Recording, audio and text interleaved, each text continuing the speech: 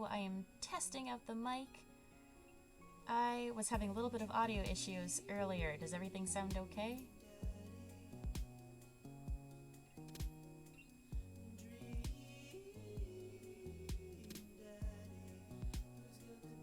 I have figured out what's causing it, because apparently my camera also has a mic. So I might have to get a new camera. But the high-pitched noise, dang it. Okay, let's try this. Hold on.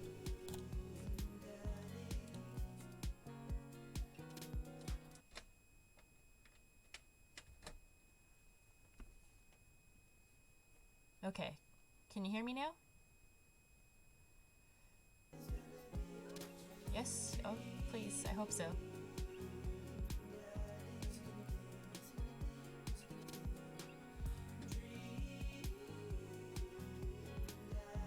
There are daddies.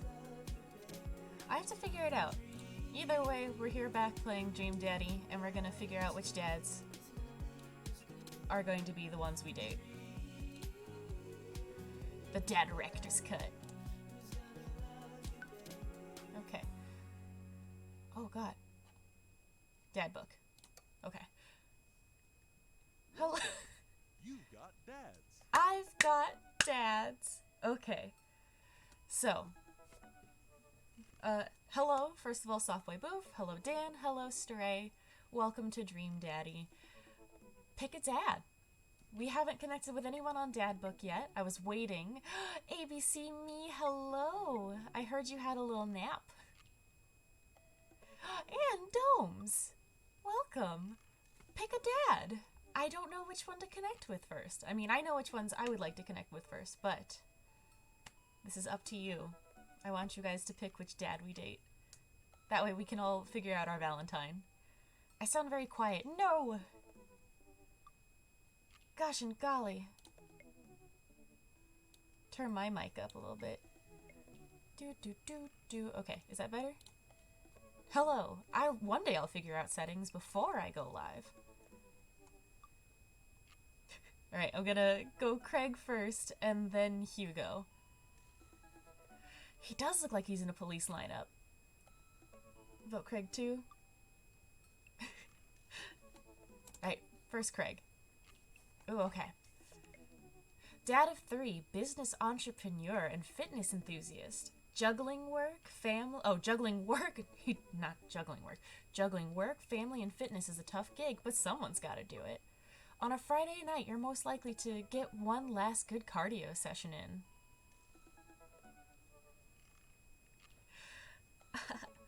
If you had one thing to take with you onto a desert island, what would it be? Box of energy bars? What are your turn-ons? A sub 6-minute mile? Oh boy. Oh. Couldn't be me. What did you want to be when you grew up? Beer pong world champion. And what's your favorite movie genre? Buddy cop movies forever. What's your ideal date? Scaling a huge, dangerous mountain for fun. He is a fast boy, dang. What do you never leave home without? An extra tube of energy gel. Ooh. I spent a lot of time thinking about my mile time used to be so good. What happened? Have I peaked? Well, I'm gonna message him. Dad tip number 77. Don't smoke. It's bad for you kids. He is a fast boy, like jeez. I wonder what Craig's up to today. I navigate to to Craig's dad book page and type out a message. Do the energy gels come in pizza flavor? I don't think so. Hey bro, or should I say neighbor, let's catch up like old times. A couple moments pass before I hear a ding on the computer. It's a message from Craig. That was fast, like his mile time. Bro, my man, let's definitely hang soon. Might be a little different from our old weekend long benders, but still fun. Well, I'm out then. I'm sorry, Stray. They have like chocolate flavors or like cookies. I think for a moment. This could be a fun opportunity to see my old buddy in his new element. We exchange a couple more messages and he logs off to prep for the game. Bros. I should see if Amanda wants to join me. No, I love my daughter, but this is a date. I walk over to Amanda's room and knock on the door. Yo, Amanda Panda. Ooh. I open the door and find Amanda sitting cross-legged on the floor, surrounded by magazines and newspaper clippings. She seems to be making some sort of art piece, but my poor baby's been crying. Her eyes are a little puffy, almost as if she's been crying. No. Hey, are you alright? Oh, Fine. yeah, I'm fine. I just got sad because I realized that dogs are too often killed off in movies to elicit emotional reactions from the audience instead of being given the respect that they deserve. It's not right.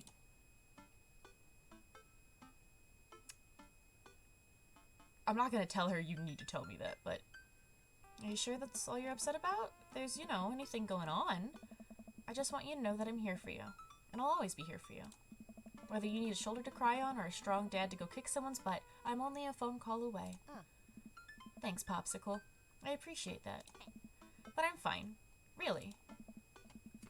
Yeah, you need to navigate between being like an authoritative dad and authoritarian dad?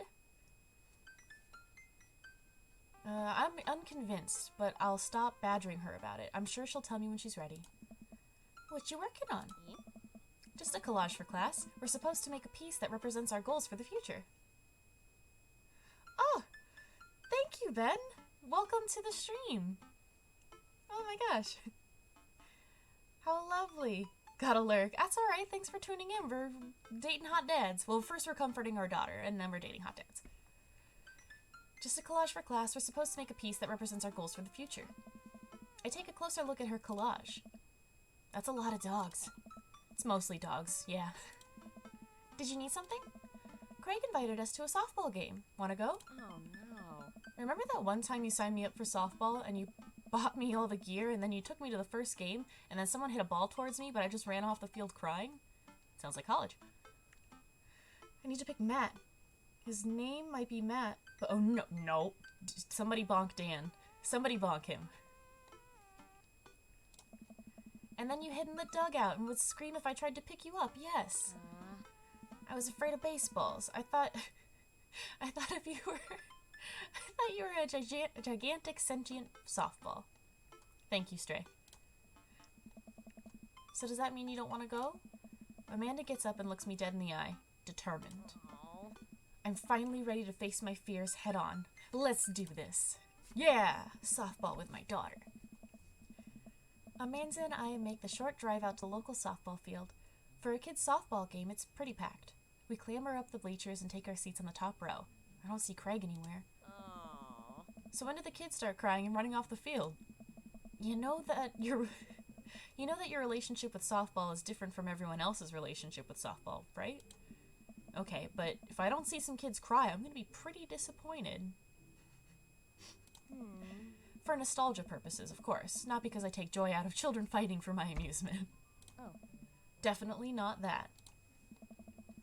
The game starts and the kids run out into the field. I see Craig by the dugout with a clipboard. He has River strapped to his chest, as per usual. There's a guy in a pancake costume doing jumping jacks across the field. I guess that's the mascot. Look at this little baby! Reading the kids' brightly colored jerseys, I see that it's the Maple Bay Flapjacks against the Pinewood Ocelots. Go Flapjacks? Oh. Choke up on the bat, Miranda. Yeah, Miranda, square up. How much do you know about softball? Enough to know that the balls are relatively hard despite their name. But yelling is fun. Give it a shot. It's cathartic. Okay. What's important is that you're having fun. Go friendship and kindness. Dad, could you kick it up a notch? Maybe throw some spice on that papaya? On that papaya? Sure thing, honey. I believe in you, Miranda! We watch a couple endings of softball. They aren't ready for the major leagues yet, but Craig's trained his team pretty well.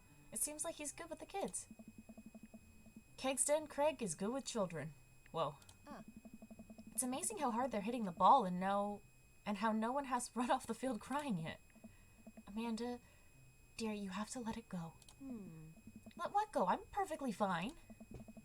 The opposing team is up at bat. They hit a fly ball out into the center field. The tiny little girl tries to get under the ball, but it misses her glove and hits her straight in the forehead. What? See? It's a completely justifiable fear. The girl plops down on the grass and starts crying. Craig makes a beeline to her, checking her forehead and comforting her until her parents arrive. He carries her off the field as she sobs. What a good dad. Man, it's strange to think about how this guy who once backflipped off of a roof and into a pool while shotgunning a beer. That's incredible. I can only do one of those things. And it's just jumping off of a roof into a pool, not backflipping. I can't even do that. I don't have a pool. I can't do any of those things. He's so responsible now.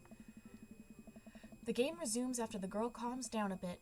We watch a couple more innings. Craig's team is crushing the other team in the 9th inning. The Ocelots seem to have given up by this point. I see one outfielder eating fistfuls of grass. He puts her into a second child backpack, just stores them like a... I want Craig to carry me too, Daniel. He's a strong hunk of man. A batter on the other team knocks a foul ball into the stands. I followed the trajectory and no! Oh no, it's coming right for me! Oh no, no, no, no, no, no, no, no. I close my eyes and brace for impact. Did my daughter catch it for me? I open my eyes and look to see Amanda holding the softball, staring at it in amazement. That's my girl. That's my girl. Craig is a legend. I third that. I think we're all a little thirsty for Craig. I caught the ball. You saved me. I caught the ball. I caught the ball, Dad. You did it, Amanda. I faced my fears. I defeated the softball. I can do anything. Amanda and I share a big hug. It's a tender moment that I don't think anyone else really understood. I'm proud of you, kiddo. Can't carry for long, but I can Velcro you to a wall. That'd be fun. The game ends and Craig's team are declared the victors. We sit patiently as the girls line up to shake hands. Great job, everyone. We walk over to the dugout and congratulate Craig, who's talking with some of the parents. Craig, great work, man. Thanks. We've been working hard all season, and it's great to see it paying off. I'm so proud of all my girls. Speaking of which, have you met Briar and Hazel? Oh my god, they're adorable. Oh my god. Hello. Hey, killer playing out there. Huh? Yeah, you guys rule. Thank you. You guys are twins, huh? So which one of you is the evil twin? Hazel. Yeah, it's me. Oh my god, they're cute. Good looking out. Do you guys ever pretend to be each other? I don't have a twin, but I think I did. If I did, I'd be doing that constantly. Actually, I went to elementary school with some twins, and they would try to switch classes a whole bunch, but their mom was one of the teachers, so it did not work. Yeah, I take all of her math tests, and I usually throw rocks at stuff when people get mad. I tell them I'm Briar. What? We will talk about this later. Rupert, bro. Oh. Jet Rose, thank you so much for the follow. Welcome to Dream Daddy. Rupert, bro. I just got a couple more things to clean up, then we can hang. Sounds good. Just then, one of the moms jumps into the conversation. Not so fast, Jafar. Sorry. Not so fast. We have to celebrate our win, Craig. I'm taking the whole team to get pizza. Oh, I don't know if I can. Nonsense! The girls won. What sort of celebration could we have without our fearless leader? Back off. I'm dating this hot dad. She lays her hand on his shoulder and gives him goo-goo eyes. Man, this mom is laying it on thick. Get off my dad. That's my daddy. My dream daddy. Amanda and I share a look. Alright. Is it cool if my bro comes along? The mom looks slightly put out, but covers it up with a smile. Damn it, Janet. Of course. Where are we going? Thirsty's Pizza? What? What? It's a real place. An endless stream of girls clad in softball gear pile out of a minivan and into a local pizza buffet, which is actually called Thirsty's Pizza. Amanda and I trail behind them along with Craig. Reminds me of all the awful pizza we put into our bodies back in the day. Back off, Janet. Hey, Courtney. Welcome. We're dating hot dads. Remember how we used to fold those whole pies in half and then put taco fillings inside? Oh my god. Oh no, don't let me do that later. Ah, pizzacos. I could never forget. How did we survive college? Our bodies were younger back then. More elastic, more able to handle the toxic waste we put inside of us. The good old days. The kids run around, playing arcade games and eating greasy food. Amanda and I jump on a couple of slices of mediocre pizza. Hey, give me a pizza that. Well, to be fair, Janet isn't the only thirsty Oh! No, absolutely not. I'm just kidding. I'm strictly eating salad here. No, Craig, buddy. Is he in the gray sweatpants? Thanks for addressing the issue, Amanda. Dad! A different mom walks to us, talking to Craig as if we weren't even there. Craig, thank you so much for looking after our kids. My daughter tells me every day about how great you are. Oh, I'm happy to look after them. Definitely helps that I have kids of my own. It's been so hard since Daniel, you left Martha? Since Daniel left, I'm glad to know that my children have a strong male role model in their lives. Amanda and I look at each other again. Craig gets it from all the angles, huh? Why did you say that name? Martha! Craig smiles sheepishly. Thank you so much, dude. Craig holds his fist up for a fist bump from the mom in what I think is a maneuver to lighten the conversation. Oh, Martha. Oh, Martha. Look, she's a toxic lady. Yeah, I get it. She's hitting on... Got dude zoned. See, what I like to do if someone's being a little too icky, you hit him with a, "Aw, thanks, champ." Or, "Aw, man, that's real sweet of you, sport." Hit him with one of those. He'll leave you alone. He looks super uncomfortable. I should throw him a bone here. Ooh, smokescreen Martha. I don't have a smokescreen, though. Tag team with Amanda. I give Amanda another knowing look, and she hits me back with a nod. She understands. Amanda puts a hand to her stomach and looks at me with puppy dog eyes. Dad, I don't feel so good. I think I ate too much pizza. Oh no, sweetie. You're not gonna projectile vomit everywhere, are you? Oh. Yeah, I think I am gonna projectile vomit everywhere right now. The words projectile vomit and right now usually seem to get everyone to clear out, but Martha's not budging. Ew. Back it up, Martha. You're in the splash zone. I drank a lot of orange juice this morning and it's feeling pretty acidic. You'll be fine. Ugh. Amanda shoots me a worried look. This con is going sideways. I should have known that a mom of all people would know the fake puke scam. Oh, dang it. Well, I guess it went away and I'm fine now and nothing's wrong. She turns her back on me to talk to Craig. So I'm taking Hazel and Briar tonight for the sleepover? Yep, they're pretty excited about it. You'll keep them out of trouble, right? Oh, of course. But I could always use help watching everyone help watching after everyone tonight if you're not doing anything. Wow, this lady's really going for the gold. Haha, it'll actually be nice to have a night to myself and River, but thanks for the invite. Martha, you might want to grab your child. She's stuffing pizza into a coin slot. Martha, like, joke's on you, I'm at no. Do it to show dominance. Martha angrily turns her attention toward her daughter. Tiffany, not another arcade machine, I swear if I have to buy it. Martha storms off towards her kid. She seems nice. Yeah, the team is one big weird family. Takes all sorts, right? So angry. Tiffany, don't eat the tokens. Tiffany's a stellar hitter. Phew. Finally think I have time to talk to Craig now. Man, you're a busy guy, huh? Only on days like today, I hope. Dad! I really dislike Martha. Yeah, she's kind of the worst. Hey, girls. Dad, can you help us beat our record on DDR? Oh, hell yeah. I've got the DDR mats for my PlayStation 2. Oh my god. We told Ariana's dad that you could destroy him on the dance mat. Please help. I don't know. Girls, you know I don't have my jukes anymore. But Dad! Craig looks at me like a hurt puppy. Oh. Sorry, dudes. Duty calls. I promise we'll catch up in a bit. It's all good, buddy. No, don't hit him with a buddy. We want to date him. Craig runs off with his daughters, and I'm left alone with mine.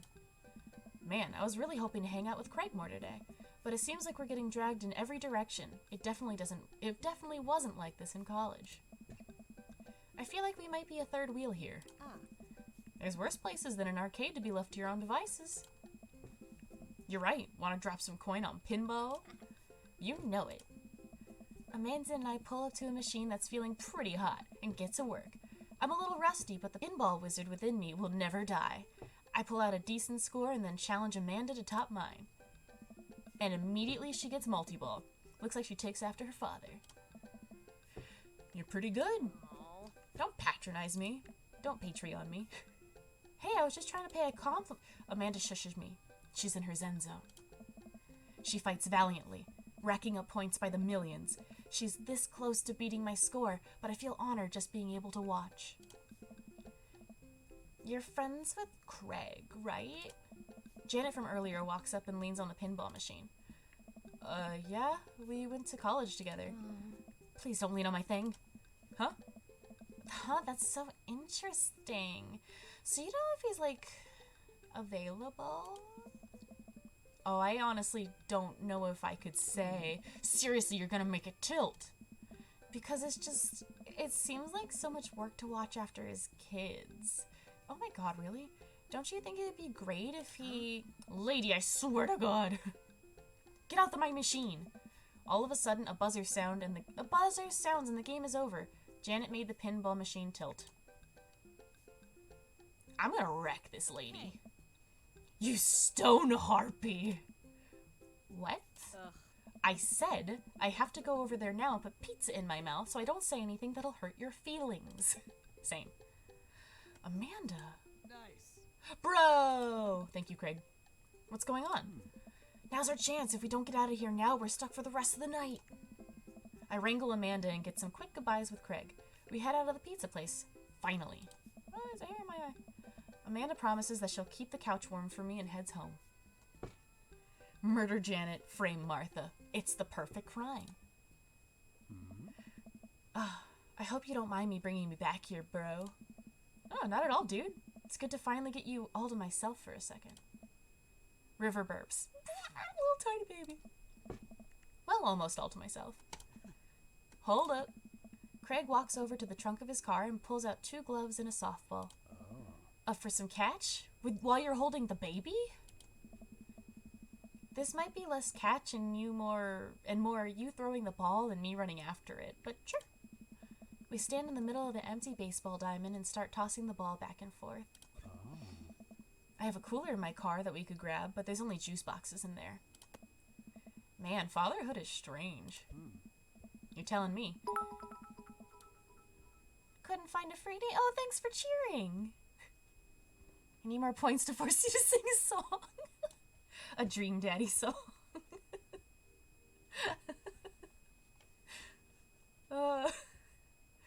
Never. Well, I mean, probably. You're telling me. I can't believe I'm looking back on my keg stand Craig days and reminiscing about it.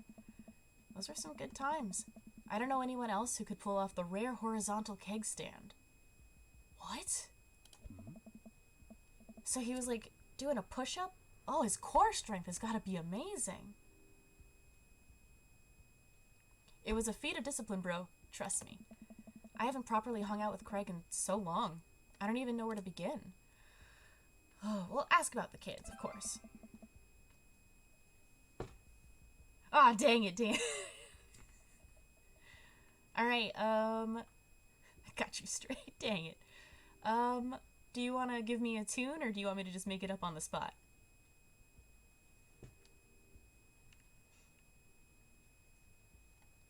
I can't believe you're a father of 3. Neither can I. You know me. I'm an indecisive person. You switched your major 4 times. Yeah, I had no idea what I wanted to do with my life, but raising kids, when Briar and Hazel were born, it all finally made sense. It was like all the time I had spent trying to figure out things led to them. Oh, that's so sweet.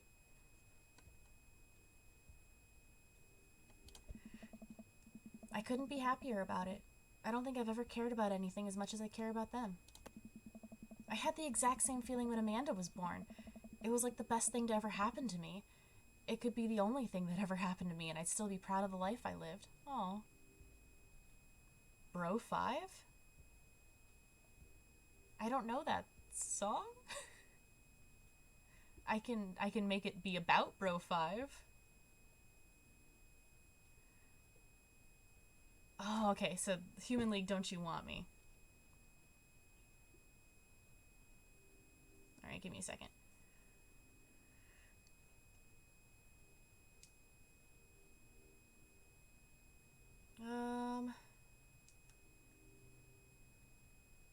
We were both roommates in college when I first met you.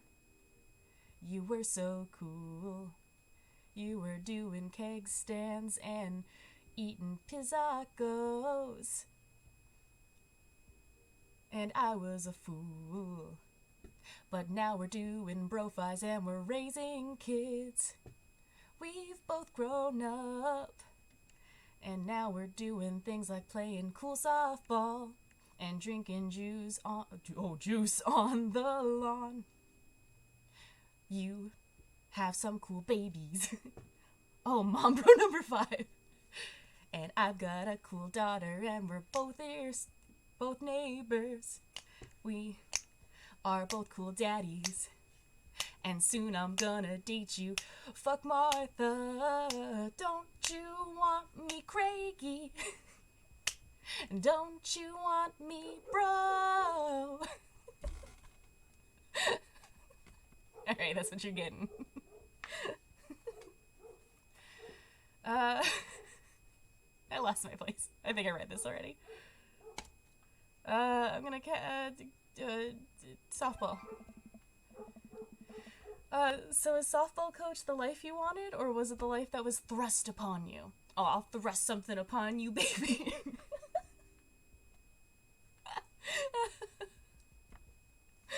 Oh, I'm sorry. I'll admit that I was hesitant at first. Briar and Hazel had so much energy that we just had to get them into sports, but no one was there to run the team. The more I did it, the more I saw how much it meant to all the girls. I'm worried there'd be a riot if I quit. Yeah, all the softball moms would lose their minds. I would also be afraid of a bunch of tiny children with metal bats. You can't bonk me, I just sang a song about my boy Craig. They're quick and they work as a team. I've trained them too well. They take you down like a pack of velociraptors on a T-Rex. Exactly. Ask about the business. I'm racking up dad points. So, you run a business now? Nice. Yep, we sell fitness gear. Imports and exports mostly. But we're coming up with our own line of athleisure wear soon. Ooh. I nod. I mostly use my sweatpants for watching TV and whatnot. You know, sweating. Sounds like he'd make a killing.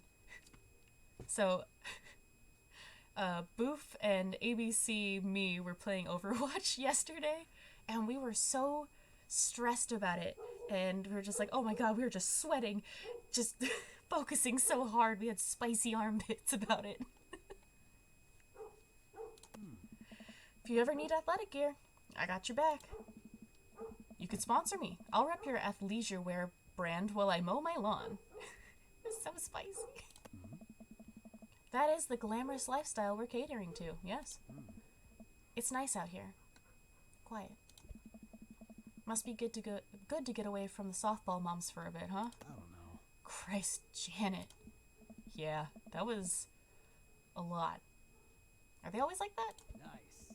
Actually, this wasn't nearly as bad. Oh god, I'm sorry, Craig. Yikes. I'm just so not interested in women. But you, bro. Ah. Well, what are you interested in? I don't know. Oh. Peace and quiet. I could give you that. That hot, hot silence. Hey! My ultimate sexual fantasy is sleeping in on a Saturday. Yes. But more seriously, I just can't get back into dating right now. I couldn't even if I wanted to. There's no time. Oh, baby. Yeah, baby. And I feel so uncomfortable trying to introduce a stranger into my girls' lives. They've already been through so much. I can't put them through that. Well, guess what? Who's not a stranger? It's me, your college buddy. Then you shouldn't have had a child if you want to sleep. Well, I mean, they're getting older. Children eventually grow up, and then you can sleep. Oh. So the moms can hit on me all they want, but the girls are my top priority. What a good dad. What a good dad.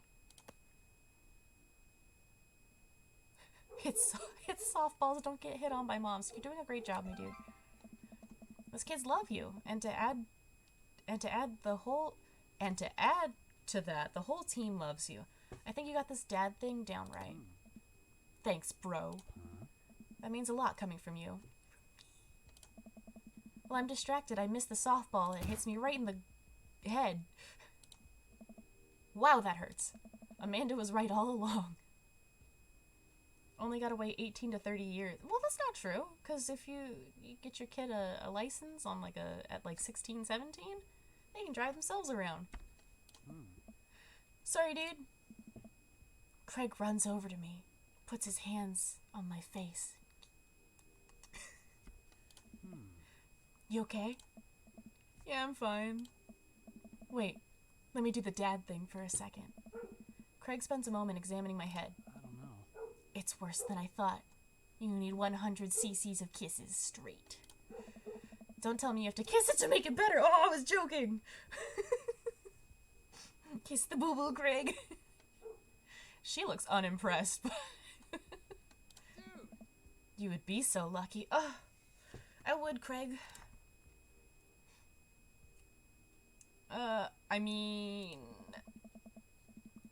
I feel like I earned it at this point, waiting all day to hang out with you. Oh. Well, unless... Ah! He eggplant emoji. Craig leans in and kisses my forehead. Ooh, I feel spicy all of a sudden. Is it hot in here? Ooh. Oh boy. Walk it off, champ. Okay. Oh, I got goosebumps. Are the lights on in the softball field really hot? Or is that just me? I get up and dust myself off. River yawns. Oh, sweet baby. Hey, little buddy. You must be getting tired, huh? Yeah. See? Kids sleep. Oh, he did call me champ. But this is two bros, so it's different. It's just bro love. I hate to say it, but I should probably head out. Sorry things are so... You get older and life just kind of gets in the way, huh? Gotta get ourselves a pair of Craig's athleisure wear to soak up all this sweat. Just guys being dudes. We start walking back to the parking lot. Hey, remember that one house party we went to that got broken up by a helicopter? Man, they partied hard. Hey! How can I forget? You and me hopped over a concrete wall to get away. But the other side of the fence, there was a parking lot where a bunch of cops were parked. Oh man, yeah.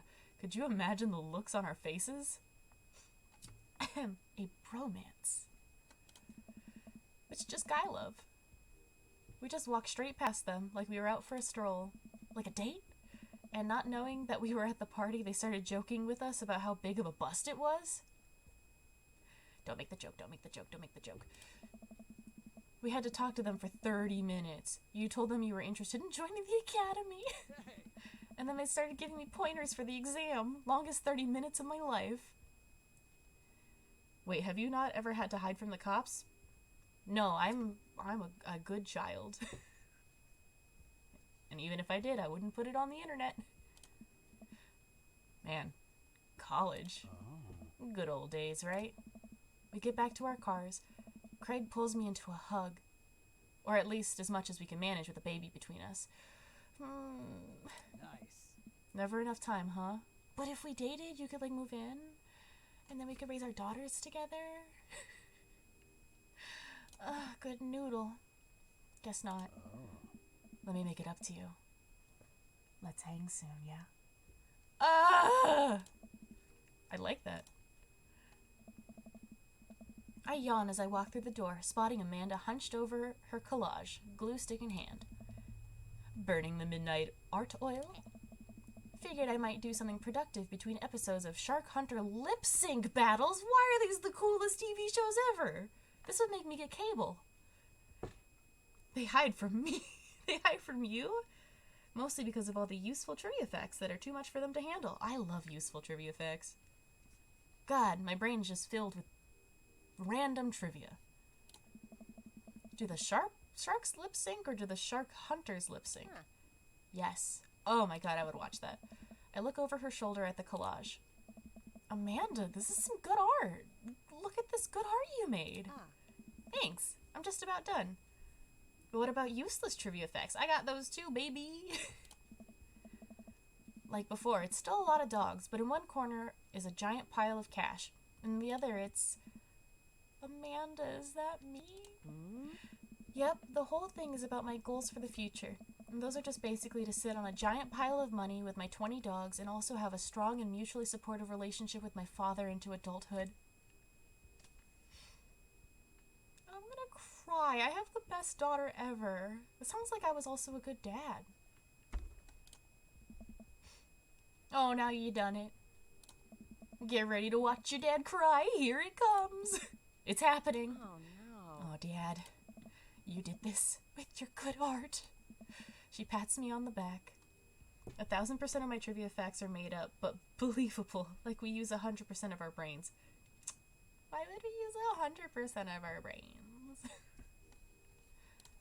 Hey, how was your hang with Craig? It was so good. He gave me a kiss right here on my boo-boo.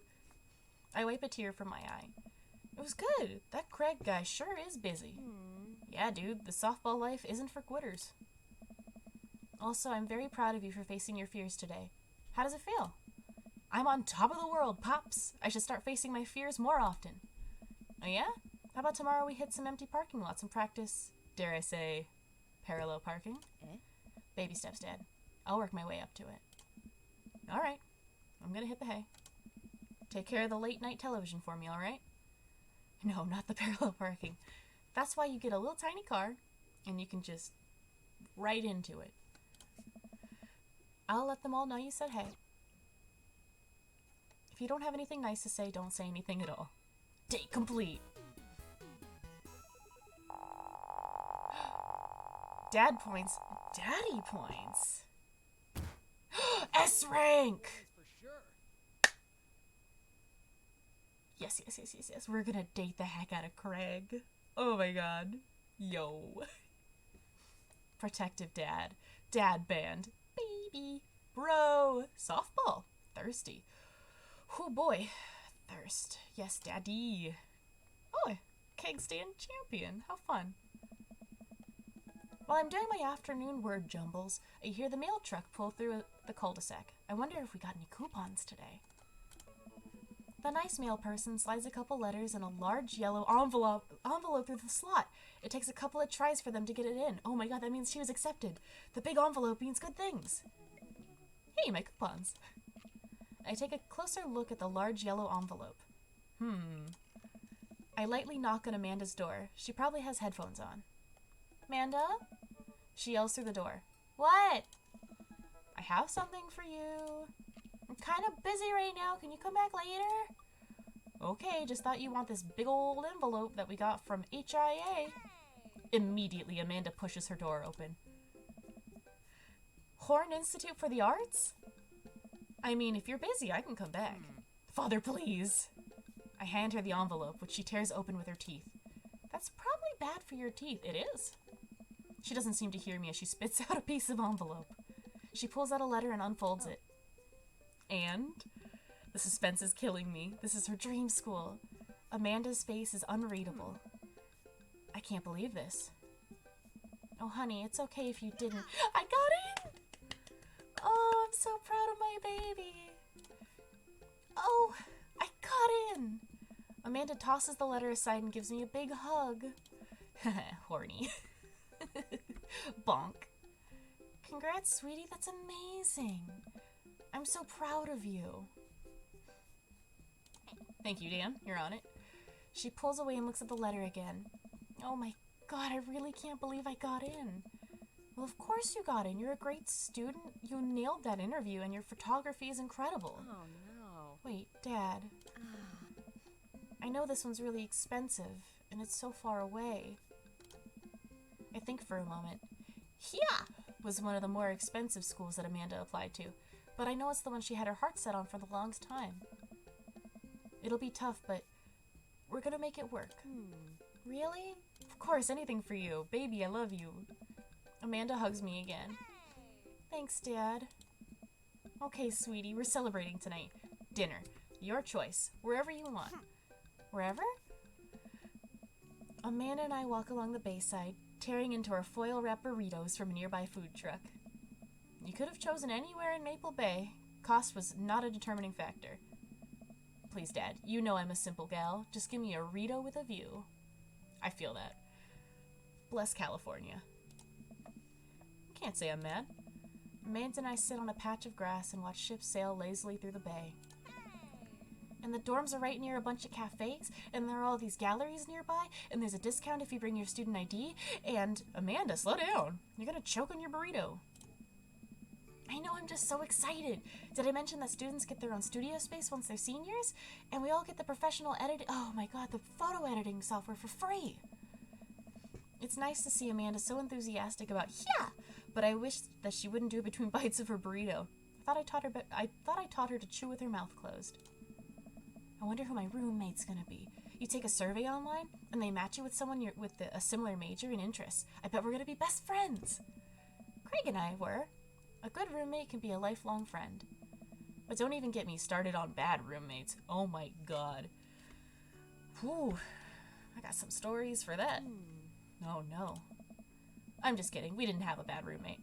Our only other roommate was a puppy that Craig brought home one night. We spent a semester fabricating a story about our new foreign exchange student who had a really bad cough that sounded exactly like a dog's bark. Carl ruled.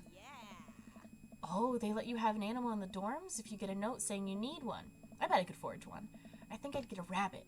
Or maybe a snake. Or maybe both. Would the snake eat the rabbit, though? Oh boy.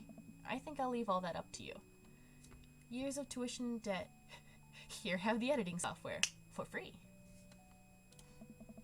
She's so excited. I don't want to disappoint her, but I need to be real for a second. No.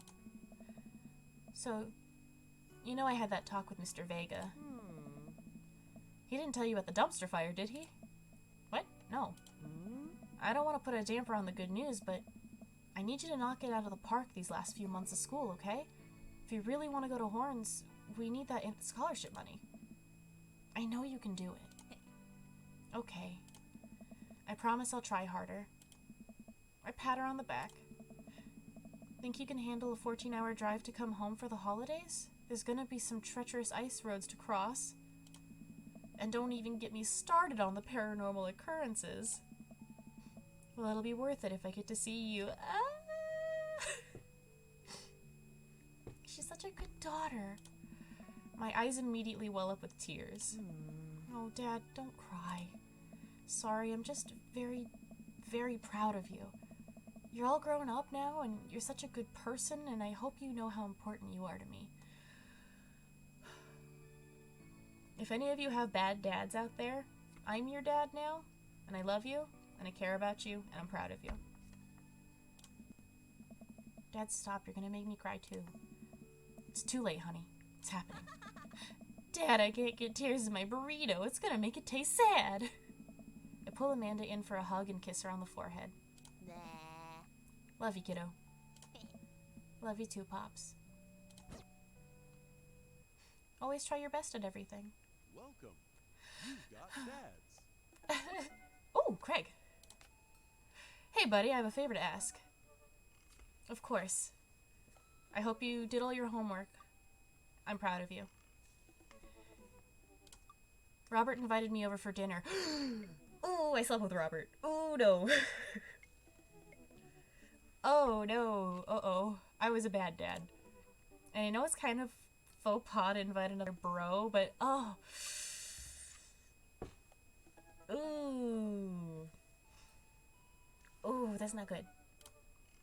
I've known the guy for years, and I still can't get a good read on him. And I know it's going to be super awkward if I go by myself. Will you please come with me?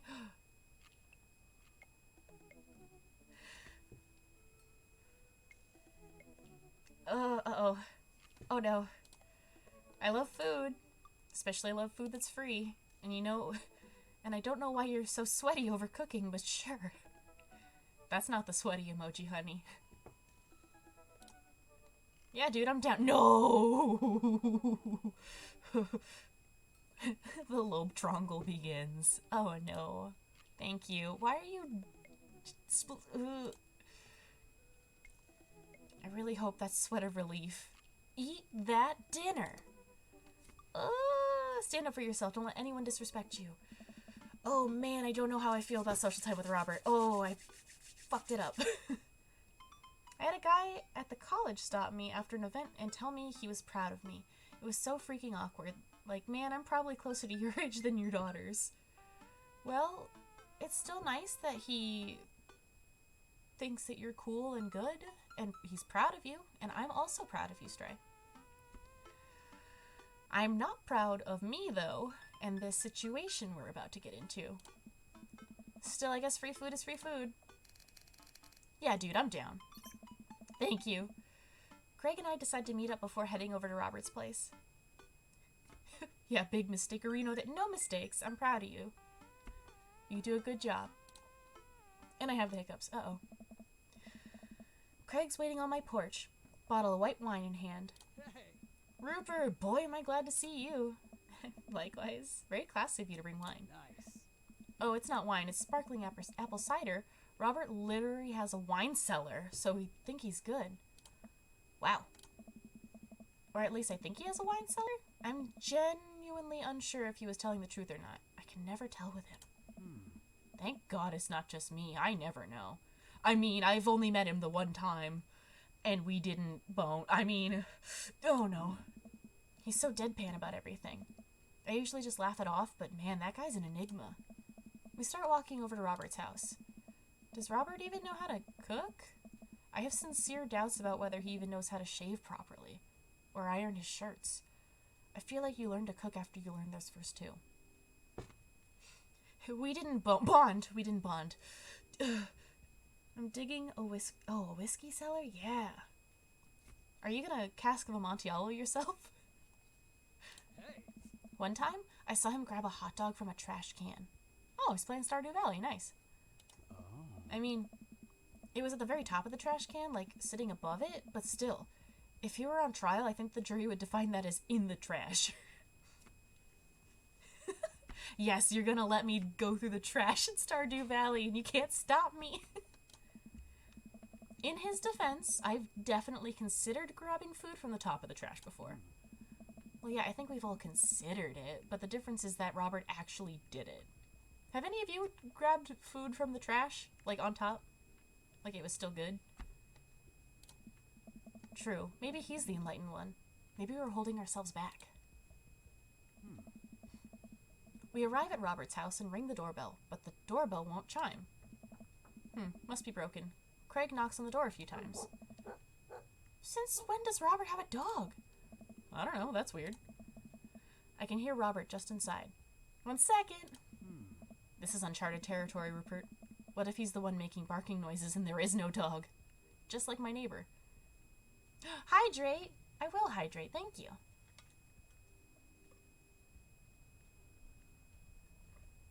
Yum, yum, yum, yum, yum. Delicious water. Gotta get my lipstick off of it. Uh-oh.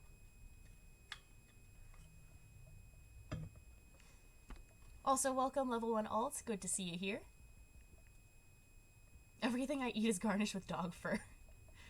Oh, you have... This game is harder than Dark Souls. This is the Dark Souls of dating sims. Don't say that. We're not even inside yet.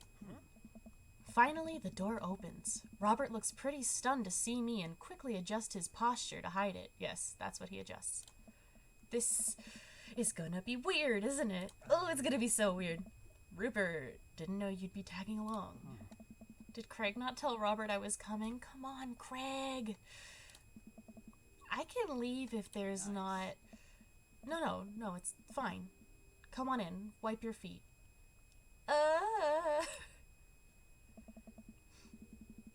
We enter Robert's living room, which is a lot more inviting than I remember it being. Make yourselves at home. Oh, he's got succulents. I love that. We can still hear barking from the other room. I didn't know you have a dog, Robert. Oh, yeah, that's Betsy. Have to put her up when guests are over. She'll calm down in a bit. What kind of dog is she? I mean, all you have to do is keep with Craig in front of Robert to Oh, no. I'm not going to sleep with Craig in front of Robert. No, I'm not going to sleep with anyone in front of anyone. I bet these guys have English accents like Dan. Yes, Daniel and his English accent from England. Oh, his armband switched. Pitbull rescued her from a dog fighting ring a few years back. She hates strangers. If I let her out, I would probably have to take you both to the ER. Craig and I make eye contact. He raises an eyebrow at me. Oh, okay. But, I gotta go finish dinner. Ooh, made ossobuco. I love ossobuco. Yeah, pit bulls are so sweet. They used to be nanny dogs. I love those. He is a proper bloke, that Dan. I will not release the hounds. The doggy just has anxiety. Robert leaves the room, presumably to go to the kitchen. Craig leans in and whispers, was the dogfighting thing real or was he kidding? He's kidding. He's a good boy.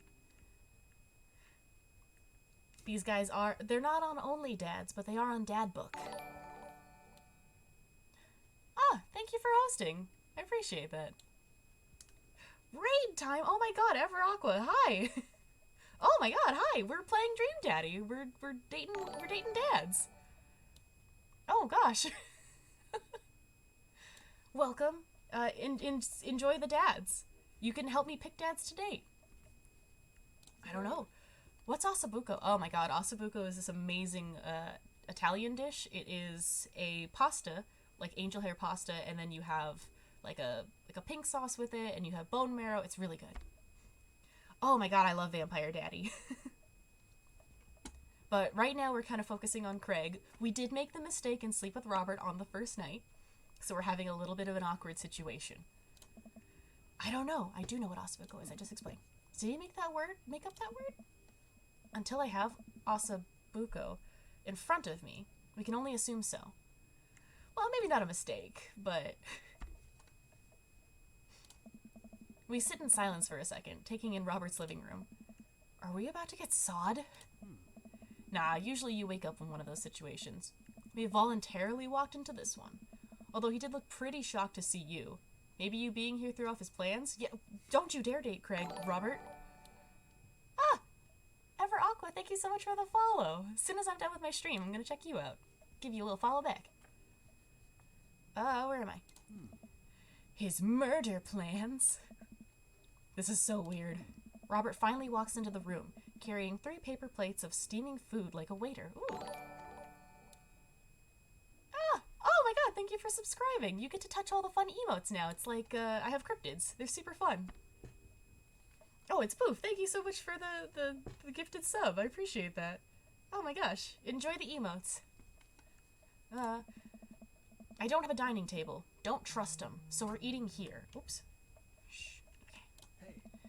I also don't have real people plates. Hope that's okay. Robert sets plates in front of us on the coffee table. I still can't tell what it is. Looks like meat. Maybe. Lots of sauce. I can make out some vegetables. I think it might be rice, but it could also be pasta? Guess there's only one way to find out. I take a bite. Oh my god. I take another bite. The medley of flavors in this dish are amazing. The meat is so tender and the risotto, I think that's what it is so creamy. Robert, this is really incredible. You cooked this? There's a pregnant pause as Robert formulates a response, like it's weird to get a compliment from me. Well, I already boned you. Why would it be weird? I fished it out of a dumpster behind a restaurant, or at least I think it was a restaurant. Can you believe people just throw this stuff away? I almost gag. Thank you. Yes, there we go. Check out Ever Aqua. I look over at Craig. Oh. Nichols, the name? Thanks so much for the follow. Welcome. He gives Robert a thumbs up. Glad you like it. Oh. Where did you learn how to cook like this? Worked at a restaurant in Spain for a hot sec. Hot dads. Is he messing with us? I decide to play along. You lived in Spain? After I dropped out of college, I went backpacking through Europe, crashing on couches, sleeping in hostels, wherever. Totally broke. Worked a couple of odd jobs wherever I could scrape together some cash. One night, I'm eating dinner at this little restaurant just outside of Madrid. I go to pay and realize I spent the last of my money on booze the night before. Hey. I'm in the middle of ditching when the manager catches me and puts me to work in the kitchen. Long story short, they ended up liking me so much they offered me a job. Why not, right? Started living with some distant relatives on my ma's side. Hey. Over the course of 2 years, worked my way up from busboy to sous chef. Learned a lot. Craig and I wait for the punchline. What night watchman did he swindle to get back into the States? Who did he con in a game of poker to get back into the back room of a speakeasy for safe passage in the crew quarters of a cargo ship? Oh. Anyway, I still love to cook. I don't know what's real anymore. But this food's so good, I kinda don't care.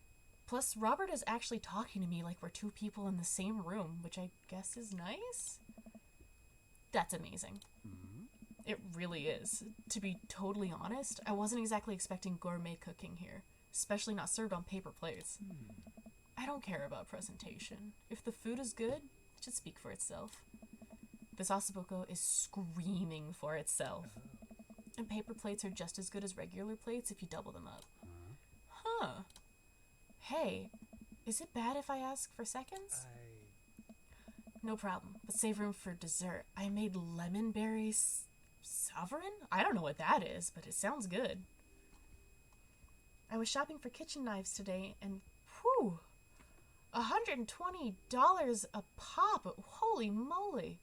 Yeah, you want good kitchen knives, that's gonna cost you some money. They're good knives. Did you get them? What did you get? Well, aren't you just full of... Craig looks over at me. Surprises? Robert winks. You bet I am. The surprise is that we hooked up. You can come over for dinner anytime. Craig. Oops.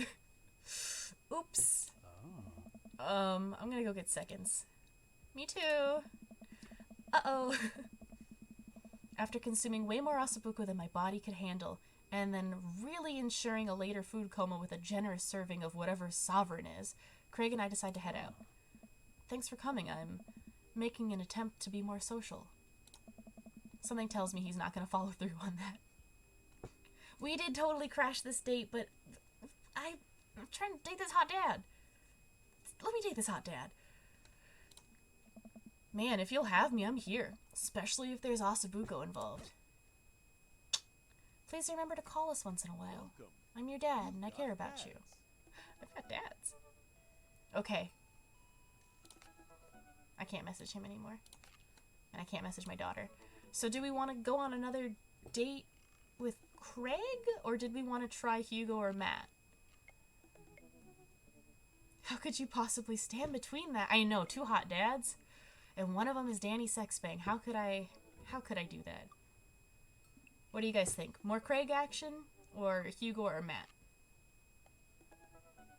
Don't bonk me, Ben. That's the whole point of this February. Fit dad? Okay.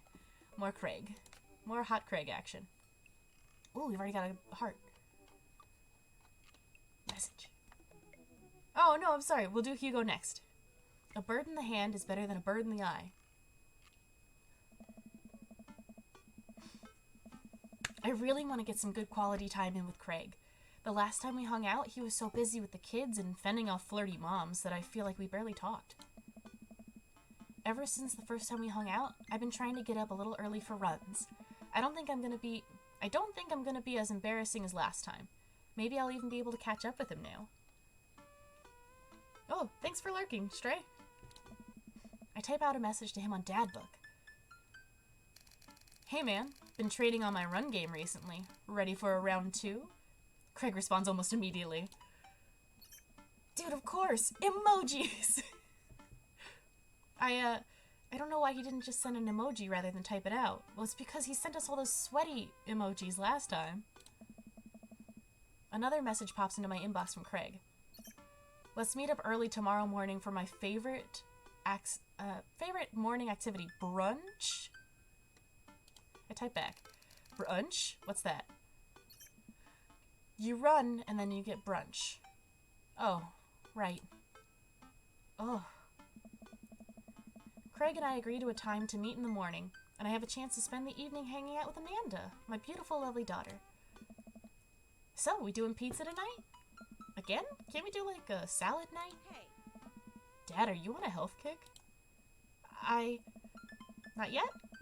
I formed the committee to examine the possibility of being on a health kick. They haven't returned with their findings. Dad, if you go on a health kick, then I have to go on a health kick by virtue of being under the same roof as you. I don't know if I have the constitution for that. I'm sorry, Amanda, it's time. Not if I have something to say about it. Suddenly, Amanda lunges for the phone before I can stop her. She has the pizza place on speed dial, of course. Hi, yes. Can I get an extra large pizza with chicken, bacon, extra cheese and tomatoes, and a couple of the garlic sauce cups? Ooh. Amanda, you're going a little north here. Oh, right. Could you maybe throw some leaves on there or something? Yeah, he's going on a health kick. Yeah, Rico, I know. It's tragic. Amanda listens for a second. Hold on, I'll ask. Dad, is oregano a salad? Oregano is not a salad. Can't blame me for trying. Nah, Rico, I'm talking to my dad. We'll just go with the meat lover's fantasy. Sure. Say hi to the wife and kids for me. I'll show you the meat lover's fantasy. Amanda hangs up. Rico says hey. The food gets delivered, and we plop down on the couch to eat some za. Just be careful. Running is a gateway drug. It's a slippery slope, Dad. First you go on a couple of light jogs, and before you know it, you're converting the garage into a home gym and renewing your subscription to some sort of weekly kombucha delivery service.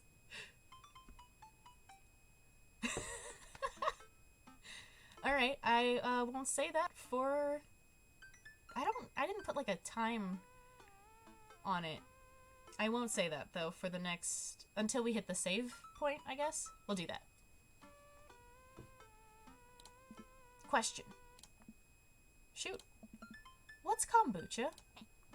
Okay, so you aren't too far gone yet. It's not for life. We'll do until the next save point, I won't say it. I'm just giving you a hard time, Pops. I'm really happy you're running more and caring about your health. I want to keep you around as long as possible. I love my daughter. Also, welcome back, Ben. I'm running with Craig tomorrow. You gonna be able to keep up with him? Hey, probably not. We laugh and eat more pizza than is probably healthy in the name of carbo loading. I call it a night early so that I'm ready for tomorrow. When I first started running in the mornings, it was pretty hellish. Now that I'm a few sessions in, it admittedly has become a little bit easier, despite it always ending in me dry heaving over a trash can. Is that what the runner's high is? Just dry heaving? It's beyond bedtime for me, but I'll definitely try to make another stream. Thanks! Oh my gosh, I'm so happy to have you here. I stream on Tuesdays, Thursdays, and Saturdays. February we're doing all the Dream Daddy except for on February 13th, which we're doing a Singles Awareness Day stream. Because it's the day before Valentine's Day, and it'll be super fun. We're playing another game, because I figured out how to run the game I originally wanted to play. So, thanks for stopping by. I really appreciate it, and I hope you have a good night. And we're gonna dream about more daddies. Dry heaving. Okay. I lace up my tennis shoes, throw on a t-shirt that's from a writer's summit I went to 20 years ago, and head out the door at a moderate jog. Craig is already outside with River strapped to his chest. This dad is just so dedicated. Nice. He's dressed head to toe in color-coordinated running gear. Wow, I look like a total schlub next to this guy. Look at this daddy. I will dream of him. Hey, bro. Morning, Craig. River gonna be running with us? She can't run. Look at her little legs. Best she can. We're taking it to the limit, aren't we, kiddo? Goo. Oh, I know what that means. Craig hands her a stuffed toy, which makes her smile from ear to ear. A tiny baby. That's Arnold the capybara. Sometimes it's the only thing that'll get her to stop crying. Oh, I've been there. Amanda had a stuffed panda that she carried around everywhere. That's why she's Manda Panda. She would have a tantrum if we even tried to wash it. It was gross. So you've been running lately?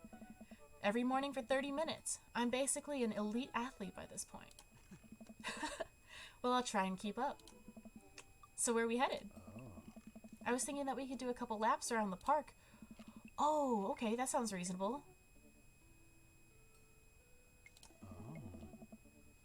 Then we'll do some hill climbs up a slope. Craig, please no. Oh, okay, I can probably handle that. And then we'll close it up by doing some wilderness survival hike running to increase our agility. Please no, you've got a baby on your chest. Level 1 ult, what do the stars mean? I'm suddenly struck with the overwhelming need to crawl back into bed. Oh god. That sound okay to you? I usually like to throw in some timed murder sprints in there, but I'll go easy on you since you're a beginner. Oh boy. Oh, I've been clipped? Oh no, what did I... What did you clip?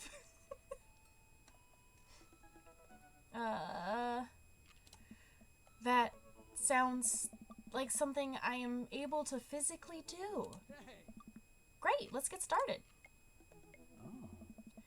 Craig and I finally arrive at the park. A few other lone joggers make their way around the perimeter, and River waves enthusiastically at everyone we pass. It's a lot more peaceful in mornings. Aside from birds chirping and River gurgling away in the stroller, it's pretty quiet. Alright, good warm-up. That was the warm-up? Let's start the show. But wait. Craig reaches into his bag and tosses me a water bottle. I fumble it, but thankfully don't drop it. You gotta hydrate, bro. Hydrate before you dehydrate. I take a long drink from the water bottle and feel reinvigorated. Man, I don't drink enough water. Hey! I look down and pick up Arnold, River's toy, and hand it back to her. Must have dropped this. Thanks for looking out, bro. You ready? My body is collapsing in on itself. We finally finish our however many teenth lap around the park. I'm breathing heavily, but I can't believe I actually didn't lose Craig. He's even breathing heavily too, which makes me feel a little bit better. I look down at my shirt and notice I'm drenched in sweat. Huh. Almost looks like a frowny face. Hydrate! I don't drink enough water. I should. Yum, yum, yum, yum, yum. Delicious water. That's one. What do you mean one? What? I'm just kidding. Good hustle out there. I'm really impressed. You're way better than the last time I launched you off a treadmill. Yeah, man, you really pushed me to my limit just now. I can't believe I held on. Sometimes you just need someone there for you to push you to do your absolute best. I'm glad I could be that guy, bro. Bro. Who's ready for hill climbs? Not me. Not me. Not I. Blap! There's my little cheerleader. Rupert, you ready?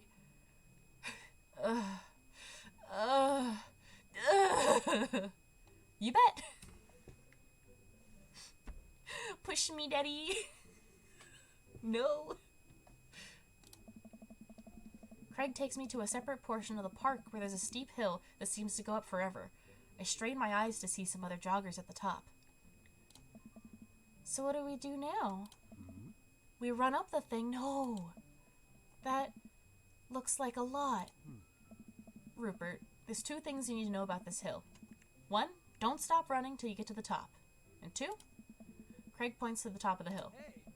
That's not the top. Oh, son of a... Oh. Let's do this. I don't think I'd choose someone calling me bro constantly. It's bromantic. You've never experienced guy love at this level. I finally reached the top of the hill after making my way past what I originally thought was top of the hill. Once there, I hunch over onto my knees and gasp for air. My lungs are like daggers poking my ribs. I can feel my heart in my ears. River, I'm having a moment, please. Hoo boy. Craig looks like he's been taking a beating as well. So he is human. Rupert, put your arms on your head and stretch out your elbows. It'll help you breathe better. I do as Craig says. It feels a little better, but I'm still in agony. In here. Craig tosses me the water bottle again. I hydrate like my life depends on it. Thanks, dude. Hey. Phenomenal work. You feel that lightness in your head? That's the runner's high. Oh, that's it. I thought it was just, dying. Want to take it slow for a bit? With you, Craig?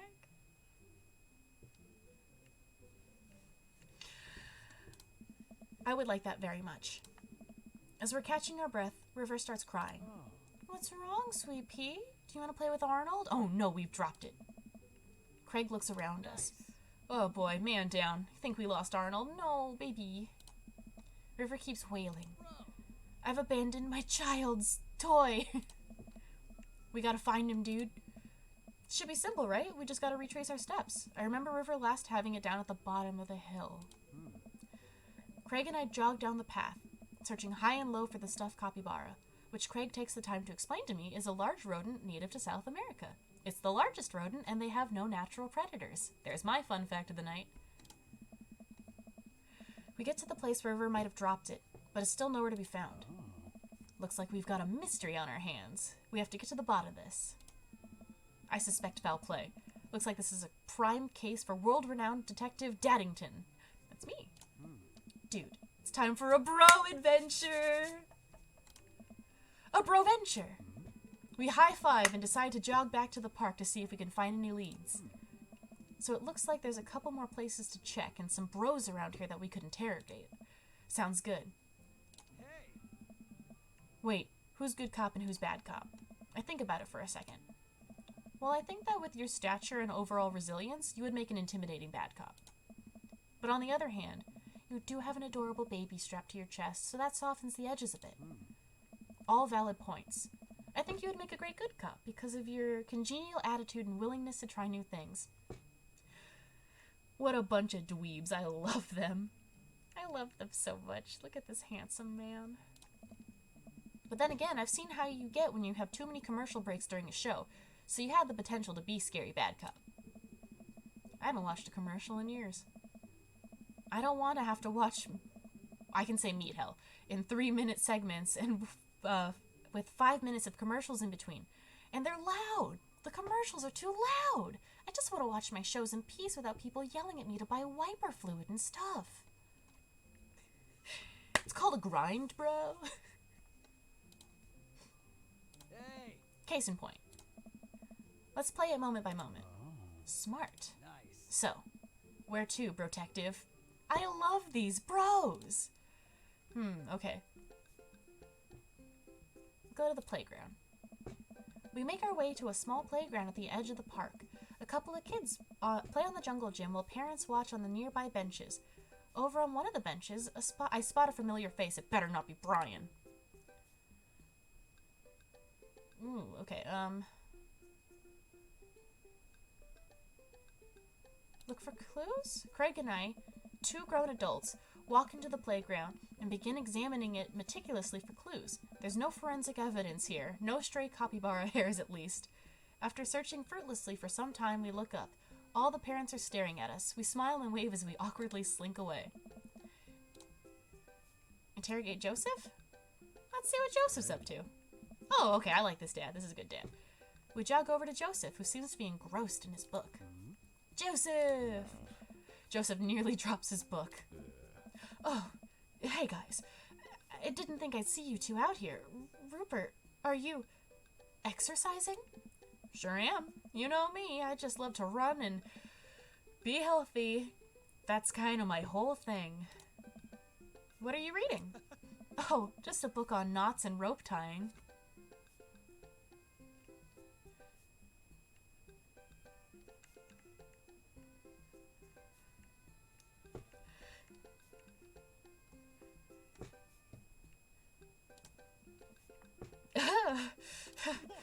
For boats! Boat ropes! Oh. Little Jimmy Buffett action. Not for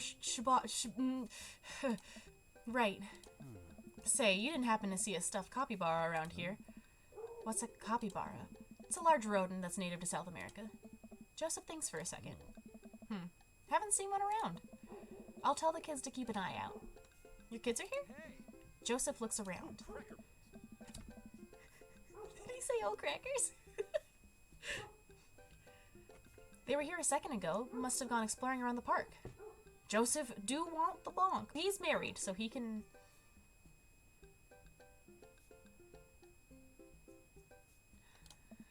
Do you know where they would have run off to? They're kids. They get into mischief sometimes, but they always come back. That sounds a little suspect, Joseph. Mischief, you say? Wait. Am I being interrogated right now? No. Yes.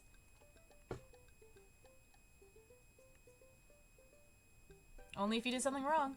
What are you hiding, Joseph? Whoa, kinda getting the third degree here. This is serious. There's a capybara on the line.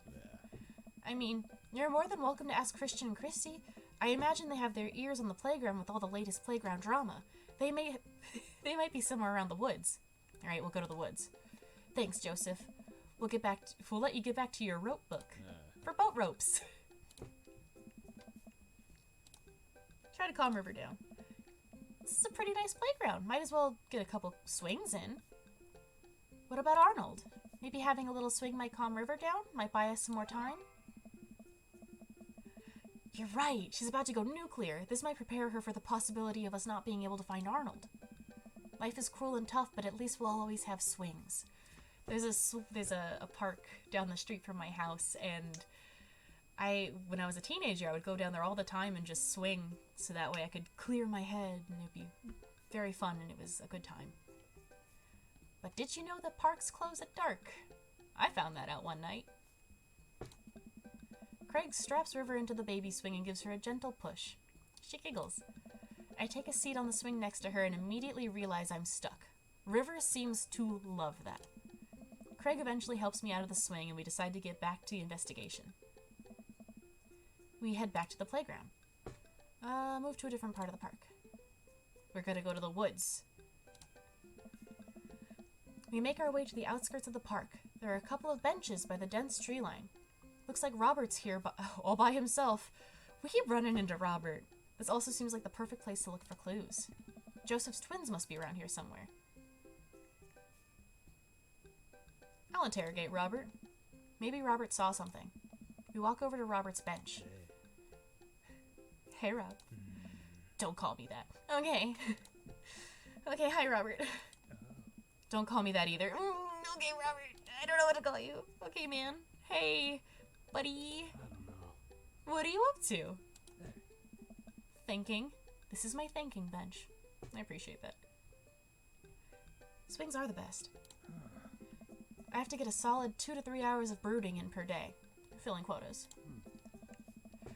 Have you by any chance seen a small stuffed capybara around? A capybara it's a large rodent native to South America. I know. Nice. So have you seen one? There. A stuffed one, not a real one. That'd be weird.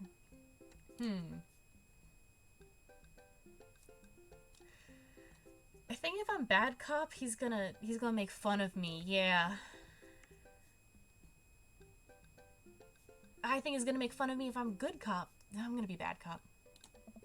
Alright, Robert, we've been nice. Help us out or I'm gonna go off. Learn how to fight and then come back here to kick your ass. That was way more aggressive than I thought it would be. You? Learning how to fight? Please. Well, fine. If you don't tell us what we want to hear, I'm gonna spoil the season finale of Long Haul Paranormal Ice Road Truckers. You're bluffing. My buddy here doesn't play by the rules. Rupert will do it. Callum and Flint crash into a haunted... Stop! You're a monster! Robert sighs. Knew it. Bad cop him. I haven't seen any goddamn capybara, okay? Crap, I was really nailing the bad cop bit, too. I thought for sure we had something. Now what, bro? Joseph said his twins are around here somewhere, but I have no idea where we're supposed to find them. Wait, those creepy kids? Why didn't you tell me they had something to do with this? Huh.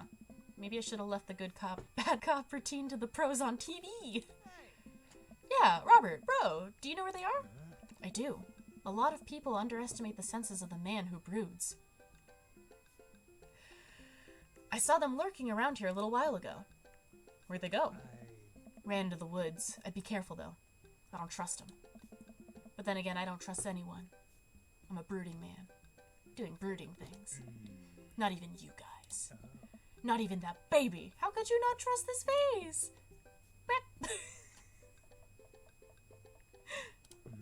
I take that back. You're an old soul, kiddo. Thanks for your help, Robert. The woods.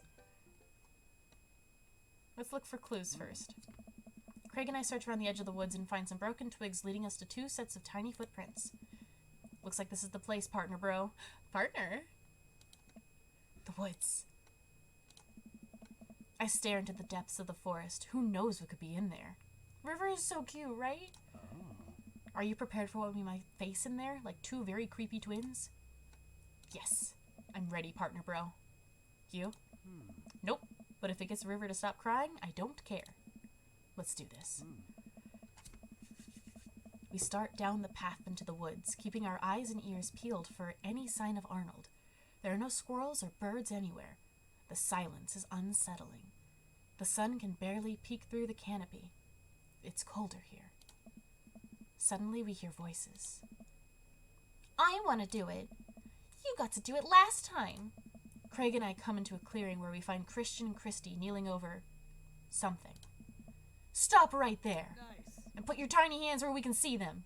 He calls you bro. He calls me partner, bro. We are not the same.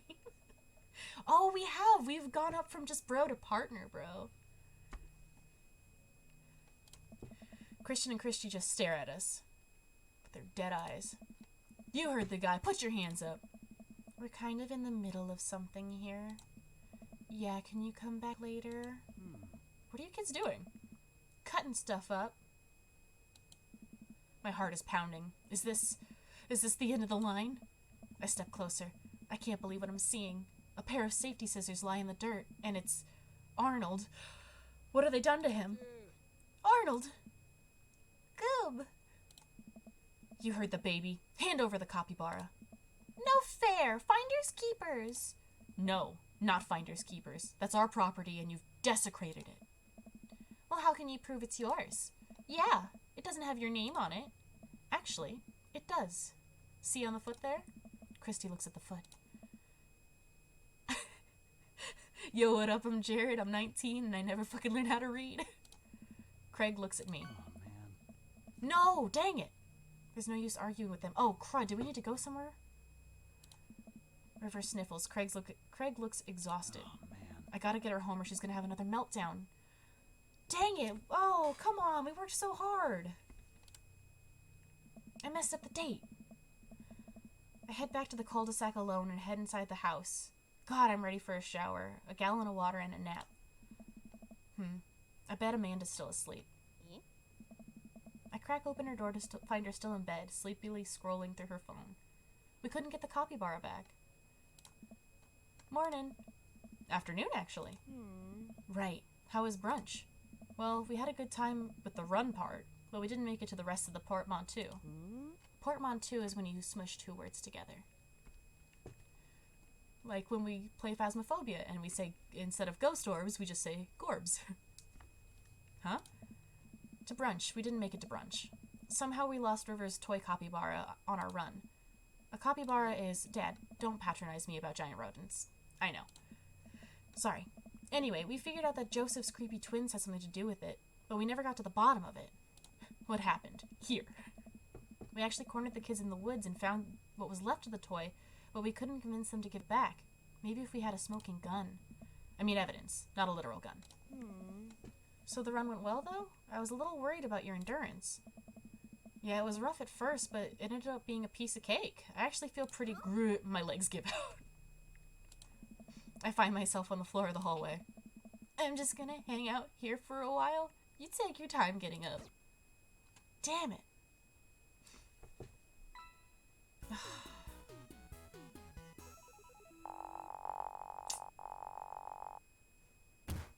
Oh, At least he didn't place last.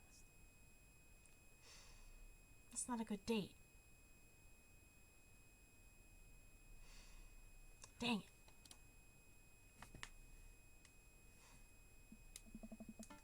Well, it's been a long day. Fucked up a date. C for capybara. Oh, I've gotten to the save thing, so I can say the meat thing now. I don't even remember what I wasn't allowed to say. Meat lover. I can say meat lover now. Yeah, too many friendship points. I want lovers points.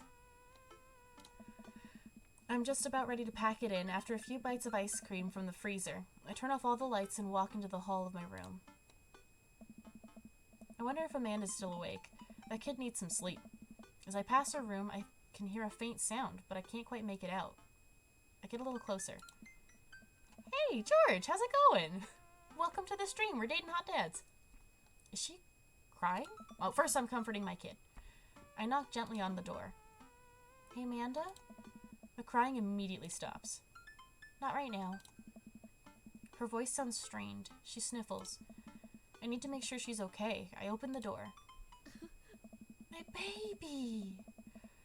In the dark, I can see Amanda's outline in the middle of her bed, knees hugged up against her body. Is everything okay? I don't want to talk about it.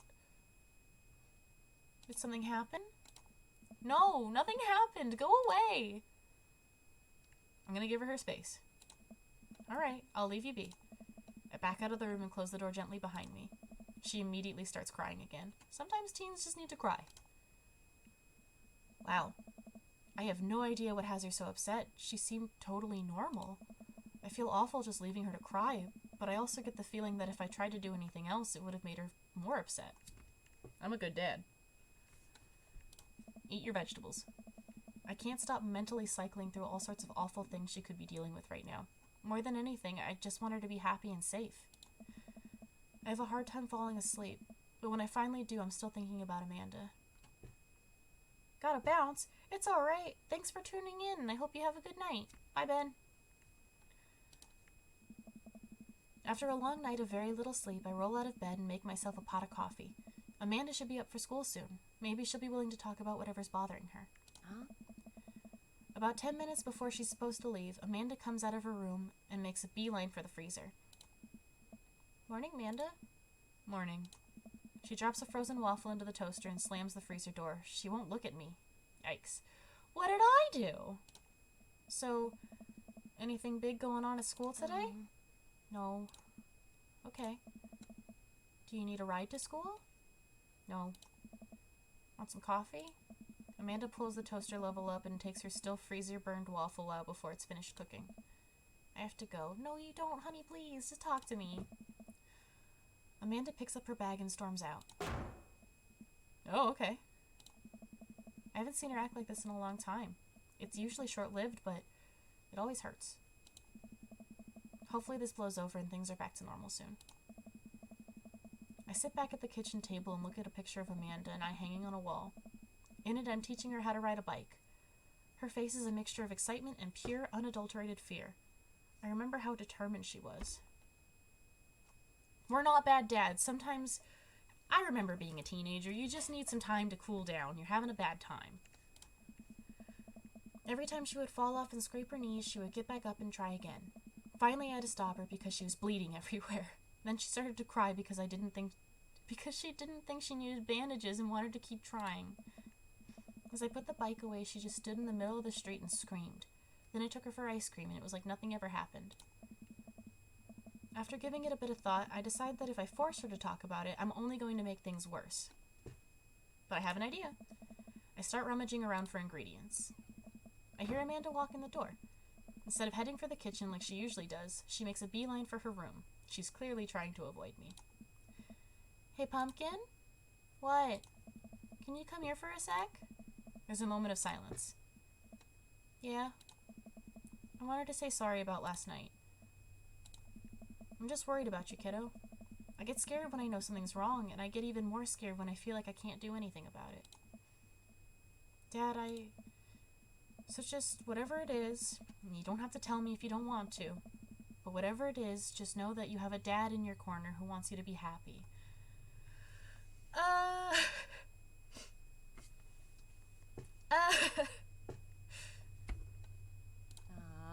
Honey, you know I'm bad with words, so I was hoping I could speak a language we both understand. I pull a cake out of the refrigerator and place it on the table.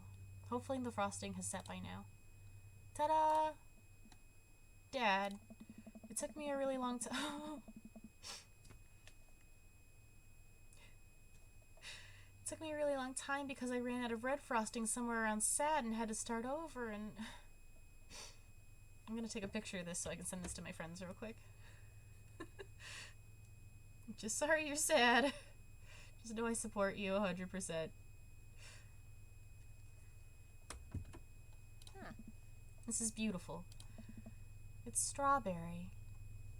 Not a sorry you're sad cake. You can't be a bad dad. Oh, I love that. Amanda gives me a big ol' hug. I grab some plates and forks and serve us up some delicious cake. So, it's really stupid. What is it? This whole thing. I know I've been really weird lately, and there's just... I don't even know how to explain it. I feel like I might have to make you a chart. I'm listening. Do you want me to take notes? I guess I should start at the top. So you know how Emma R is always going to that fancy art school in California, right? Emma R. Ugh. The best friend? Yeah. Got it. Good dad. I'm a good dad. Anyway, ever since she got the acceptance letter, I've been feeling like she's drifting away, you know? And she's spending a lot more time with Grace and Emma P. I just thought it was all in my head for a while, but then I found out from Rosie M that both the Emmas, Grace, and Noah all went to party at Mackenzie F's on the same night. They all told me they were busy studying for the Calc AB final. Those absolute assholes. So another important piece of information is, God, this is embarrassing. I, have a crush on Noah. Yes, we already know that. And, that's a thing. What? Whoa. I had no idea. I definitely didn't know that. Okay. You're a bad liar. So are you. I learned from the worst. Anyway, so the only person I told about the crush was Emma R, and she promised not to tell anybody. I didn't confront them about the party thing because I didn't want to start drama, so I just keep quiet and keep going about my business. Amanda sighs.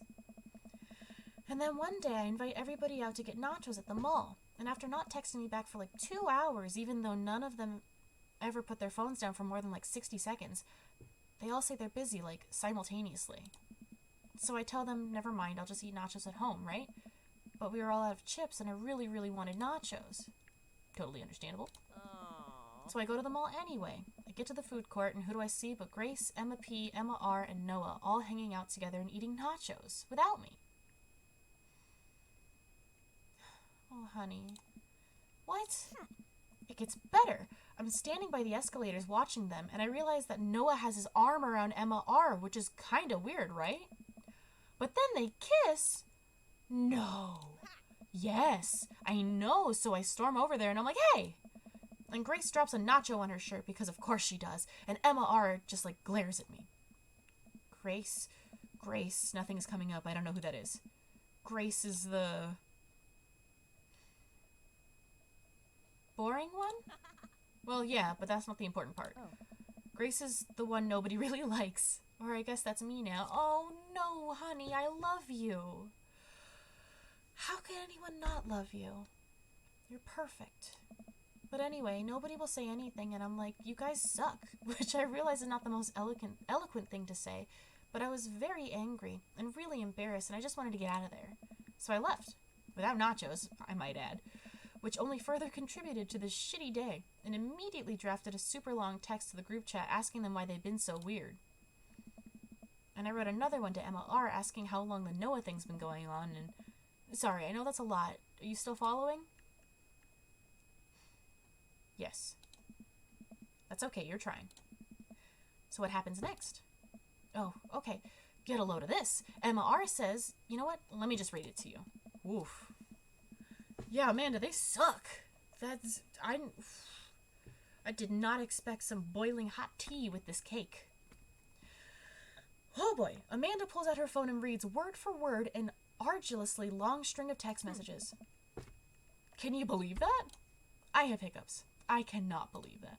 I care so much about Amanda's social life and mental well-being, but man, I do not understand what she's talking about. This is also beyond me, but I'm trying my hardest to be just so supportive. They were dating in secret for like months. This is not your friend. So I told her that she's being a really terrible friend, and she's like, well, if you think I'm so terrible, then just stop being my friend. And I was like, okay. And then she left me on red. And then... Wait, left me on red? What's that? Oh, like, she saw my message and didn't reply. And I know because there are read receipts. I don't know what read receipts are, but I'm just gonna nod and pretend I understand. Gotcha. So while this is all happening, I'm talking to Emma P about how mad I am because at least she's kind of reasonable. And I'm venting to her about how pissed I am at everyone and stuff. And then out of nowhere, Noah texts me and is like, how could you say that about me? And I'm like, say what about you? And he tells me that Emma P sent screenshots of everything I told her to the group chat and that I got kicked out of. I never had drama like this in high school. This is... Alright, I think you lost me at screenshots, but that definitely sounds bad. There's so much more, but honestly, it's all just really stupid teenager stuff. They're bad people, but you're gonna go to college, and you're gonna get paired up with somebody awesome, and you're gonna have a great roommate, and everything's gonna be better in college. That's so bad. The Emmas are trash. Ugh. The bottom line is that everyone dropped me, half my grade hates me, and now I have no... How did that happen so fast? Amanda, I'm so sorry. I almost expected it from everybody else, but Emma R has been there since Dad died. I can't believe she would just stab me in the back like that. I'm not even that mad that she's dating Noah. I'm just upset that she lied to me about it for so long. Amanda stabs at the remnants of her cake. Okay, I take it back. I'm kind of mad that she's dating Noah. Sounds like Noah sucks too. Like, what did I do wrong? Why did everyone decide to suddenly decide that I'm not cool anymore? Why wasn't I enough? I don't understand.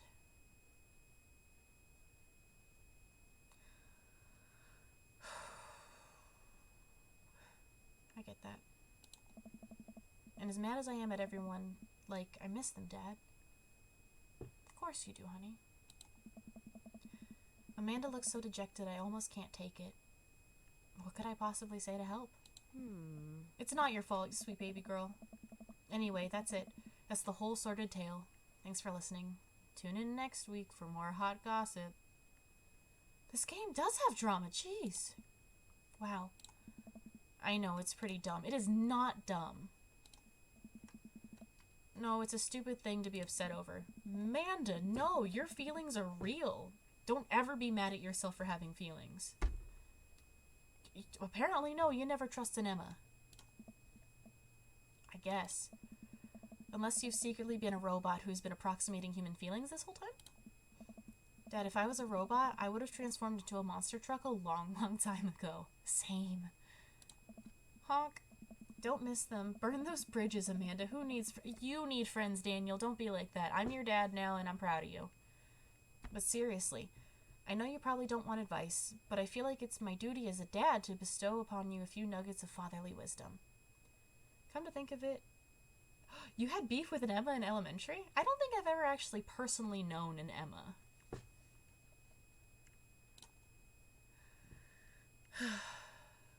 Real friends don't do that.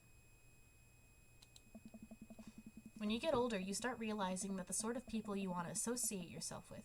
Do you really want to surround yourself with people who would do something like that to their friend? It takes a lot of work to find and maintain meaningful friendships. Oh my god, she was an Emma R too? I'm glad you dropped her. Terrible. Emma R.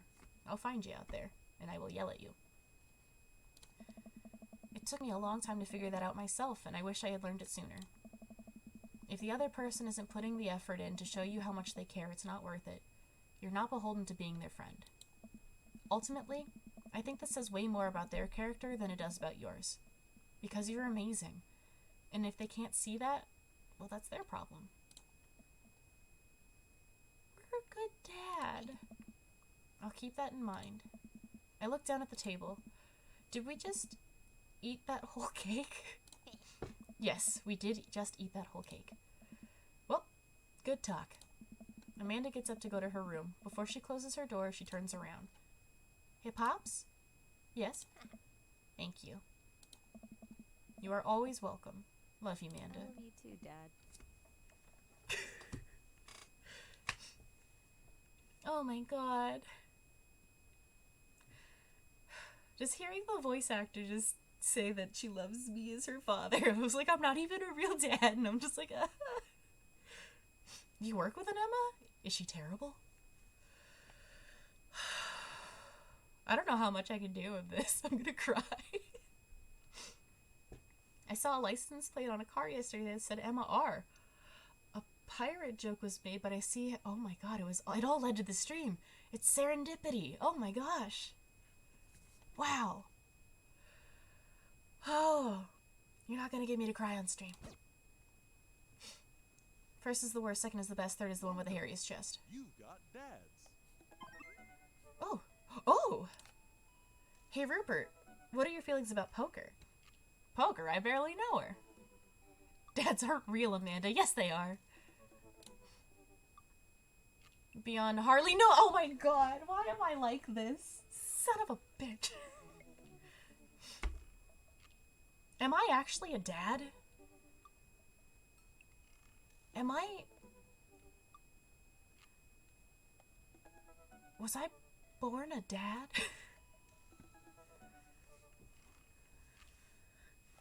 Okay, poker, I hardly know. Son of a bitch. There it is. Well, good talk. Wait, I actually like poker. I just saw the joke and I had to take the shot. Please, Matt, I'm a dad. I'm contractually obligated. No, I get that. Next stream, I'm gonna find my Hawaiian shirts and I'm gonna be the best vacation dad y'all have ever seen. Anyway, we've been playing weekly poker games and I figured I should send an invite your way. That sounds great. I love losing money. Jen is dad confirmed. Oh, fuck. Oh, God. I've been a dad. Cool, dude. See you soon. Lose that money.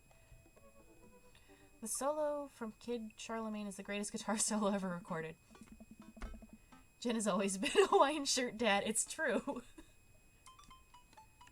Hello, Ashley. Welcome to the stream. We're dating dads. I fucked up the last date, but we just comforted our daughter, and we're proud of her, and she's awesome, and we love her. She's having bad friend times. Matt invited me to a poker night at Joseph's house. I put on my going out coat and walk over.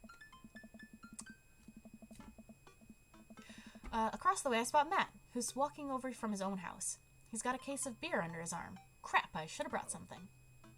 Hey, man. Crap, I should have brought something. No worries, man. It's your first time. Just bring a full wallet. How long have you guys been at this for? Years, buddy. Just a nice way to keep in touch with the guys. It's never really high stakes. Yeah, but if Robert's... Brian. We pass through the fence enclosing Joseph's backyard. Craig, Brian, and Joseph hover around the patio, drinking beer and chatting. Robert sits in the corner, brooding as usual. New game show. Lose that money. Dads are a lie, Amanda. It's all government conspiracy. No, I'm the dadliest. I'm the dadliest catch. Someone date me. Rupert, glad you could make it.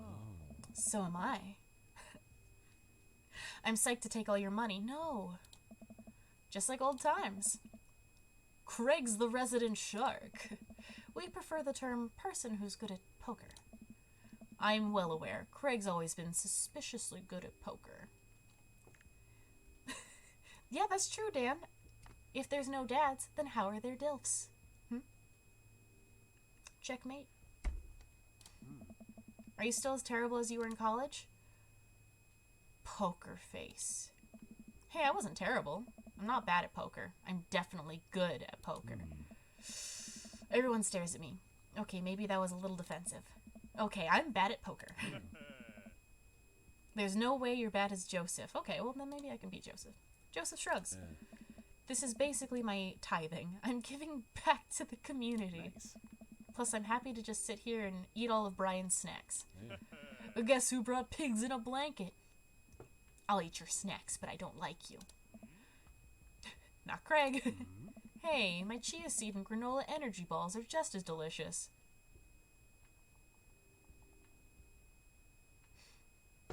You're hot, X. Ashley, we're going for him. Chat has decided we are all thirsty for Craig. Everybody laughs. Let's just get the game going. Nice. Alright, do I get to play poker? We all take a seat at the table and Matt starts dealing cards. The first couple rounds go by easily and I'm getting used to the hang of things, but it's obvious that Craig is running the show here. Craig, how did you get so good at this? It's pretty easy. You just start getting a feel for everyone's tell. Like Matt will scratch his ear. Brian adjusts his pants when he's trying to lie. Now wait a second. And I think you just loudly announce to the whole room when you have a good hand. Yep, that's me. What's Joseph's tell? Everything. Literally everything. That man is an open book. He couldn't lie if he tried. Well, at least I have God on my side. See? You can't even say that with a straight face. Woo! What about Robert? Honestly, the man's an enigma. Robert raises a glass of whiskey to us in a solemn salute. Nice. I think he'd wipe the floor with us if he actually tried. I'm just here because I enjoy the company. Robert pulls out his phone and stares at it. Robert, is that a flip phone? What are you, a drug dealer? Yeah. What are you... Did I write this game? What are you, a drug dealer now?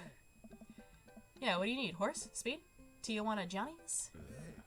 I can get you the street stuff easy, but if you're looking for something exotic or designer, then maybe 72 hours and a favor called? Maybe I won't need you today, but maybe I won't need you tomorrow, but someday. Oh, I don't really. I think I'm good. Right. But still, if you got the coin, I got the goods. I dropped my phone in the toilet, and this is my backup until I can get it replaced through a warranty. Oh, it's okay. Have fun, Dan. Everyone murmurs their sympathies. We've all been there. We go back to playing. I really gotta stop eating these pigs in blankets. Pigs in blankets? Pigs in a blanket. Pigs in blankets. I don't know, but they're very good. I think there might be cheese in them. Oh, that sounds good. But they don't have to be dads to be daddy. Oof. I don't know if I got enough to raise you this round. You can always bet your firstborn. If you think you can handle another one, be my guest. Briar and Hazel are a handful, to say the least. Buddy, if you think 3 kids is a handful, try 4. I'm operating at 100% dad capacity at all times. Actually, it's technically 5. Christine saw a commercial for one of those dolls that poop and wouldn't stop asking for it. We ended up getting it for her on her birthday, but she's so grossed out by the fake baby poop that she makes me change its diapers. So now I'm changing the real baby and the fake baby. There's just a lot of poop in my household right now. Daisy got one of those a while back. One night, I walk in on her after she tried to take the doll apart to see how the poop mechanism worked, but she couldn't put it back together and started crying. Poop everywhere.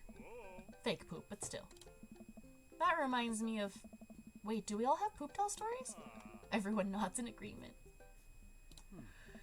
Guys, I really don't need any more poop in my life than there is already. Can we just get back to poker and not talk about poop? Matt deals in another hand and we quickly forget about the poop. We run out of pigs in blankets, so we switch over to Craig's healthy snack food. It actually isn't terrible. These kale chips are phenomenal. We should sell these at the coffee shop. It's my own recipe. I'd be happy to give it to you guys. I can see how. Pierce the kale. Oh, Ashley, there you go. It's Pierce the Veil. Craig is a healthy snack. Oh, I hate this. Pierce the Veil is a popular post-hardcore screamo band out of San Diego. We all look at Matt, confused. It's not hard, guys. It's, maybe not any of your wheelhouses. How's the shop nowadays? Busy as ever. I'm toying with the idea of hiring on another person to work the counter, but I haven't found a good candidate. Just hire your kid. If Amanda's looking for a summer gig, let me know. That's really nice of you, but I think she's been burned too badly by coffee shops before. Literally, not figuratively. Matt cocks his head to the side. I'll ask her, though. We get down to the final hand of the night, and it's Craig in the lead by a landslide. Joseph has long lost all of his chips and has taken to tidying up, refusing any help from the rest of us. Brian deals us all cards. So what's it gonna take for Robert to give a damn this round? Robert looks up from his half-empty glass of whiskey. Do you really want to unleash the beast? Well, now I'm curious. I unleashed his beast. I got a long history of being a gambling man, but I'll only do it if you make it interesting. None of this penny chip nonsense.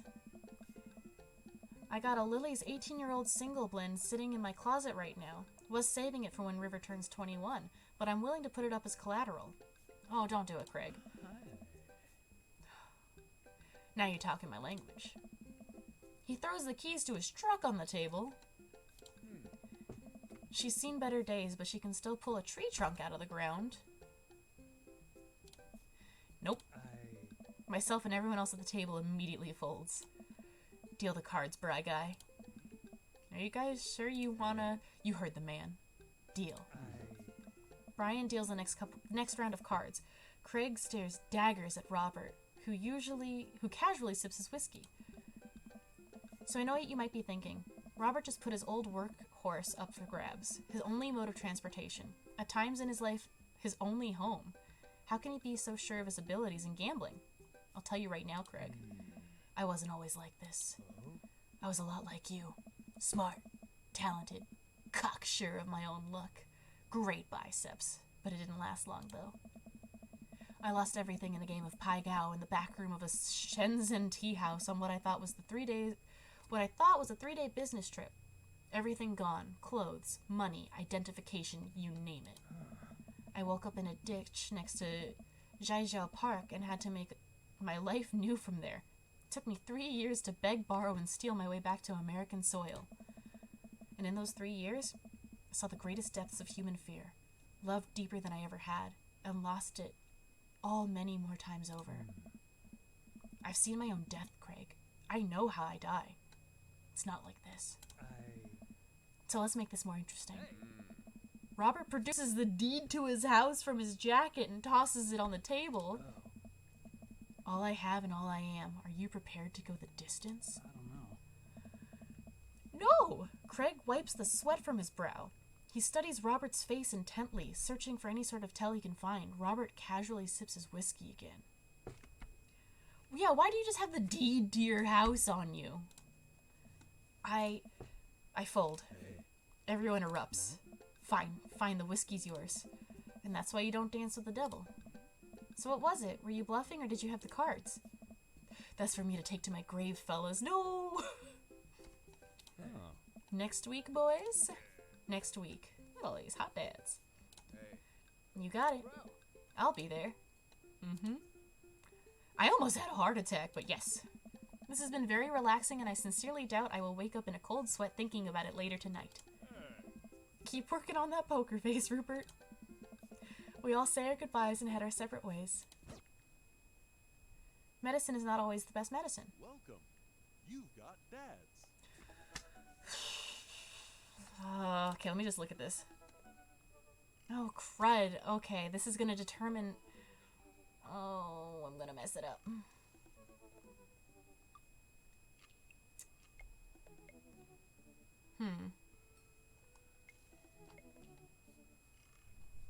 Oh, I can't back out? Oh, yes, I can. Okay. Huh.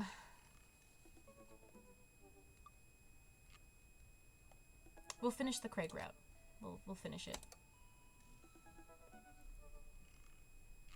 Ugh, you know what they say about third dates? They get pretty serious. You might not have the time to browse dad book for a while. Are you ready? Oof. Yes. And we'll date another hot dad Thursday. It took some time for our schedules to line up, but I was finally able to find a weekend where Craig and I could go camping. I've seen this movie. I haven't seen this movie. He always stays so busy with work and the kids, but it's good to know that we'll be able to spend some time relaxing together in nature. Since our first run, I've managed to go on regular runs with Craig. I mostly do them because it seems like the only time we get to hang out, but the added benefit is that I've seen a lot of improvement in my health. I was able to sift through the attic and find my old camping gear from college. Craig put me in charge of bringing the sleeping bags and the tent while he takes care of the food, so I double-checked to make sure everything is ready to go. Craig should be here any minute now. Amanda's going to be spending this weekend on a school trip to our nation's capital. She hasn't been away from home without me for longer than a day since she was 14. I hope she isn't feeling as nervous as I am. Hey, Amanda Panda. Amanda's in the middle of sitting on top of her luggage in order to get it to finally zip. Hey, Pops, you're going to be gone a weekend. You don't got to take that much. Ready for your trip? Once I get this bad boy all zipped up, I'm good to go. How much did you pack? It seems like a lot for 2 days. Oh, this is all my camera equipment. Lenses, tripod, flash, all that. Okay. Are you even going to have time to take pictures? I'll find a way. I need to get some good shots for my series on national monuments. Ooh, what's the series about? It's one of those internet series where reimagined Disney princesses as founding fathers. Oh my god. Forgot to close this out. It was nice to hear while I played my game. Oh, that's nice. I'm glad that you could have a fun time with League of Legends and also hear me talk about hot dads. What? I'm kidding. Nobody likes those. I'm taking portraits of my friends. Oh, well, I'm gonna be in the woods, out there in nature. You know, roughing it. Just me and Mother Nature. The old Madre de trees. Are you gonna be alright on your own? No, wait, I want to see that series. I'm sure we can find it. I'm not gonna have any signal out there, so I won't be able to text or call you at all.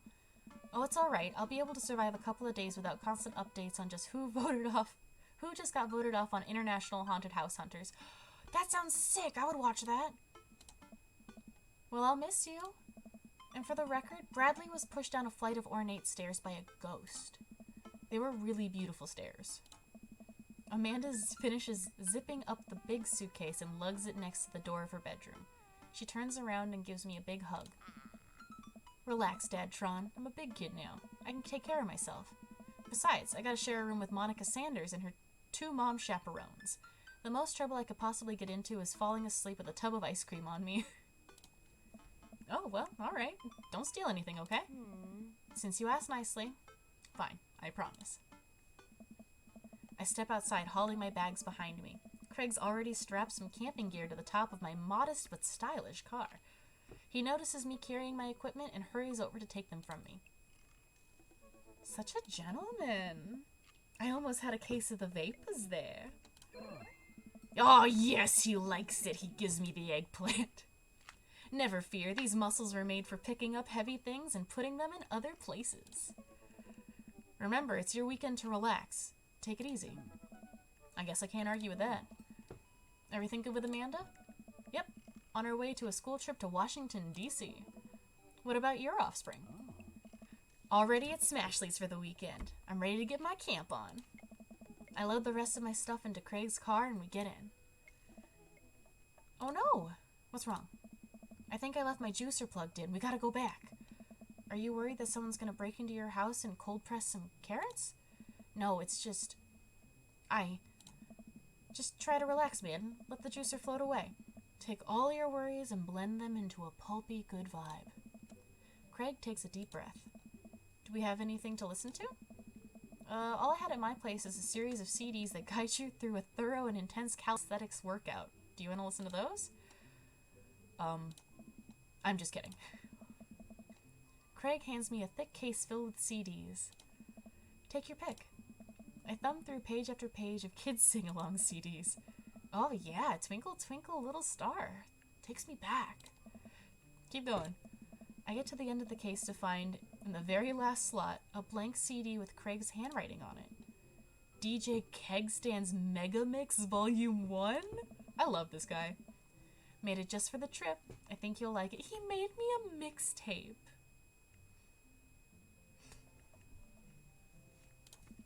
I pop the CD into the car stereo, and it's like I'm immediately transported to our old dorm room. Hit after hit plays, and soon enough we're both happily scream-singing the lyrics to each song as we fly down the highway. Ugh, yes, way. This song was Carl's favorite. Carl, the third roommate! You brought that dog home one night, and I couldn't pry you two apart. So we spent an entire semester fabricating a story about our foreign exchange student roommate who had a really bad cough that sounded exactly like a dog's bark. And then we had a room inspection. That RA was so suspicious of us, but could never prove anything. And Carl was just under a blanket. Bless that pup's courage under fire. Man, we did some dumb things back in college. The hours fly by as we belt out tunes in whatever non-existent key our voices register in. Soon enough, we're surrounded by lush trees and spectacular vistas of everything amazing that nature has to offer. It feels so good to be back out here. Real good. We park our car at the entrance to a familiar trail and load up our gear on our backs. I'm thankful that I've been working on my health over the past couple of weeks. Otherwise, I'd be dreading all the hiking that's about to happen. Craig looks intently at his phone. Everything all right? Yep, just had to fire off one last work email. Craig pockets the phone and we start off on the trail. It's relatively easy, but I know I would have been huffing and puffing at this point if it weren't for all the murder spins. I look around me and take in all the tall trees and animal chirps. Got a tall tree right here. Everything okay back there? There's no reception out here. Oh, yeah. Being out in the middle of nowhere will do that. I recognize the look of anxiety on Craig's face. But what if there's a problem? You've trained for this. Look, Craig, we all know that if you really wanted, you could flex your calf muscles and fly out of here like a rocket ship all the way back to Maple Bay. You're gonna be fine. We're gonna be fine. This is our weekend. We keep marching down the trail, but it seems like Craig is still worried. After a bit, he stops in his tracks. Welcome back, Stray. We're going camping with Craig. Maybe we should go back. We should find another campground that gets good cell phone reception. We helped our daughter go through some big drama, and we love her very much. Craig, seriously, what's wrong? I mean, I'm just really nervous. My dad instinct is kicking in, and my mind keeps conjuring up all sorts of worst-case scenarios. What if something happens to the girls? I don't have a signal. I would have no way of knowing. Let me tell you, that feeling never goes away, no matter how old your kids are. You just gotta remind yourself that they're in good hands. Craig doesn't say anything. I give him a reassuring punch on the shoulder. Try to remember why we came out here. The plan was to get away from it all and just focus on ourselves for this little trip. No distractions, no cell phone service, just two dads relaxing out in the woods. Craig looks me directly in the eyes. No distractions, no cell phone service, just two dads relaxing out in the woods. We're gonna have some fun this weekend. Craig and I get back to marching. It's not too long of a hike before we get back to the camp, till we get to the campsite, and we're both glad to see that we're the only people there. I can't believe you still have this tent. Found it in my attic and already checked it for holes. Seen better days for sure, but I think we'll be able to survive. Only one tent.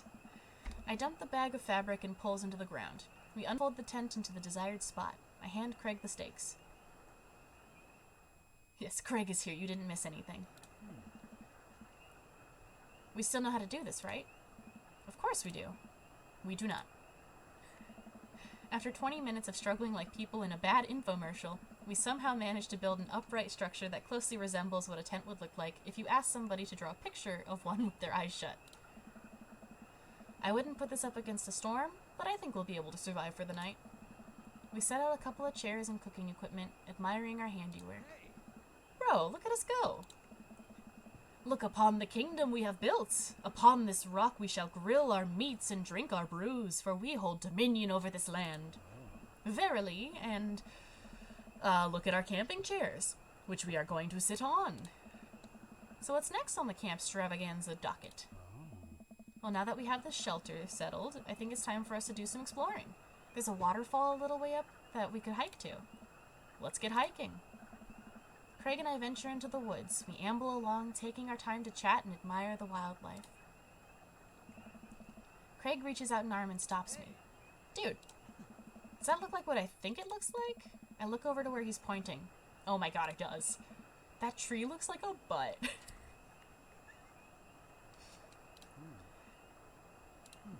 I can't get over how detailed it is. I examine the butt tree further. The contour is perfect. It even has back dimples. I thought we were going to have a great time camping, but this makes it even better. Craig holds back a snicker.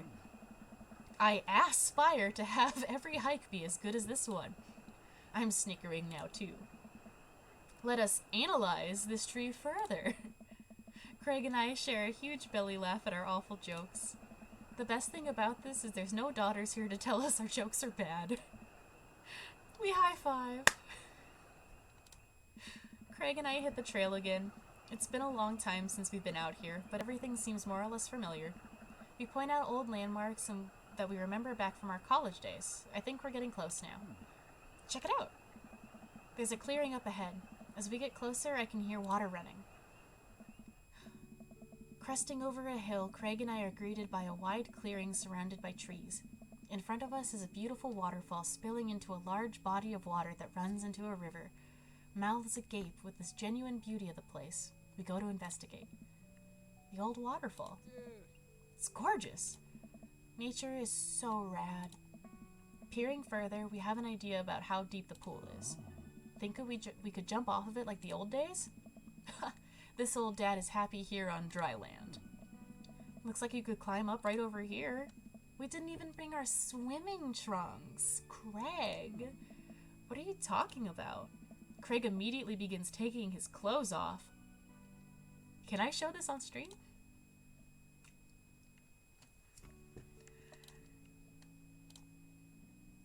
Look at Craig's butt. I can't help but sneak a peek. That's a good butt.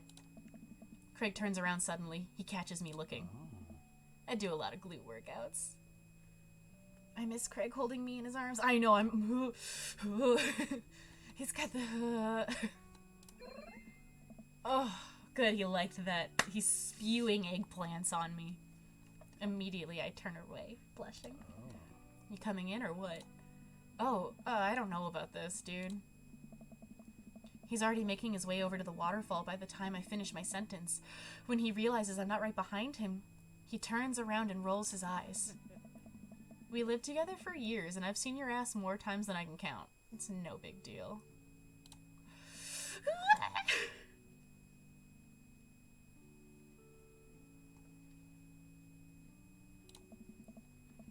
If the clothes are coming off, then it's somebody's birthday. Craig gives me the wolf whistle.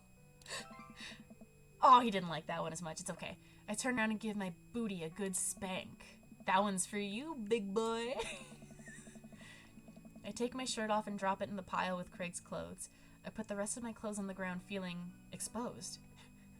Yes, spewing eggplants. Okay, so I can't say spewing eggplants until the next save. Okay, sounds good. I take my shirt off and drop it in a pile with Craig's clothes. Okay, yeah. Craig and I climb up to the top of the waterfall, making sure not to slip on any wet rocks. He reaches the peak before I do and offers me a hand getting up. At the top, we look over the cliff and into the tiny lake. It seems so much higher from this perspective. Craig has always been a daredevil. He pulled some stunts in college that were honestly still shocked he survived. I was always the one standing on the sidelines, watching and hoping I wouldn't be bringing him home in a gurney. Man, this could be dangerous. Craig looks me in the eyes. Don't think, just jump. Craig cannonballs off the waterfall and into the lake, creating a huge splash. I'm worried for a moment before he finally resurfaces from under the water. Woo! He treads water and looks up at me. You coming or what? Don't think. Just jump. How are you supposed to not think? I'm pretty sure that's not physically possible. My toes grip the edge of the rock. The water looks so far away. Don't think. Just I run off the edge, trying to do my best cannonball. Somewhere in the middle, it turns into a really graceful belly flop. Ouch. I hit the water with a loud slap. I resurface to find Craig giggling. I rate that belly flop a solid 8 out of 10. Your form was lacking, but your heart was in the right place. I playfully splash water at Craig. Are you sure about that? I splash him again. You've given me no choice. Craig splashes me in the face with a huge wave of water. You've awakened the beast. Craig. Craig. He launches another wave of water at me. Don't you put me in a corner here. Don't put a wild animal in the corner. Oh, I'm gonna dunk him. I lunge for Craig and manage to get him in an arm lock. Time for the finishing move. I summon all of my dad's strength to lift Craig out of the water. Hey! And I drop him down for the splash. Craig bounces back out of the water. My turn. Oh, you're wrestling. Oh no, it seems like Craig was simply allowing me to pick him up and dunk him. He grapples me with his clearly superior muscles and quite literally tosses me across the water. I emerge from the water devastated. Oh. Hot dad wrestling. You think I did all those pull-ups just so I could look good with my shirt off? Nah, bro. These arm cannons are dad launchers. Yes! Oh, he's doing the thing that I'm not allowed to say. Craig does a playful flex for me. Damn. Craig, truce, please. Craig thinks about it. Yeah, sure. We shake hands. There's peace. Man, that jump was such an adrenaline rush. Not so scary now, huh? I'll race you to the top, baby! We run all the way up the slick rocks and cannonball off the waterfall again. What a rush. Good form on that one. Wanna go again? You know it, baby! With the same energy we had in our youth, we climb back up to the top of the waterfall. I'm brave enough to try a flip, which I'm sure looks incredibly graceful as I belly flop into the water. Phew, man. This is fun. Got one more in you? I live for danger. It takes us a little more time, but we get to the waterfall and both do our best running jumps into the water below. Alright, I think that's my limit. We should get going back before it gets too dark. I'm just thinking about how upset I am that we didn't do celeb voices, but only for the kids. Oh my god. I really should have voiced Amanda talking about how she doesn't quite identify as a goth in a gruff voice and ad-lib chugging a beer and crushing it on her head. We can do a celebrity voice one. We can do that on like a Saturday. That way we're all free. Yes. Are you kidding? I've never felt more alive. Alright, bro. You sure? It's my time to jump. I scurry up the rocks one more time and do another classic cannonball. Wow, this is so fun. I'm getting kind of cold. Do you want to go back to the camp now? I'm done. I'm done. Yes, we can go back. Because I think it's getting cold. So we're gonna snuggle. We go to put our clothes back on and notice they're soaking wet. Maybe a splash fight wasn't the best idea. Oh, it's okay. We'll get a fire going up in no time. We can dry off and get some dinner going. Okay. I'm an adult. This is a video game. It's fine. Sopping wet, we hike back to the camp and unpack everything we need for dinner. Craig pulls out a couple of steaks and some chopped potatoes and tinfoil. Ooh. Nice. You ready for a feast? Hey man, take a seat. The Craig train's pulling into the relaxation station and I'm your conductor. Let me cook for you. Hiccups. Absolutely not. Cooking is the thing that relaxes me the most. I'll take it from here. Craig cooks now? I remember how his entire sophomore year diet consisted of microwavable mac and cheese, but not microwaved, and have trouble believing the thing he just said. Insert meat joke here. Oh, I'll insert the meat joke. At least let me start the fire. Sure. Let me grab my matches. Craig reaches into his backpack. He rummages around his bag, pulling things out and checking every pocket. Uh-oh. I know I packed it. Craig checks another bag and he still can't find it. Are you saying insert meat joke or insert meat joke?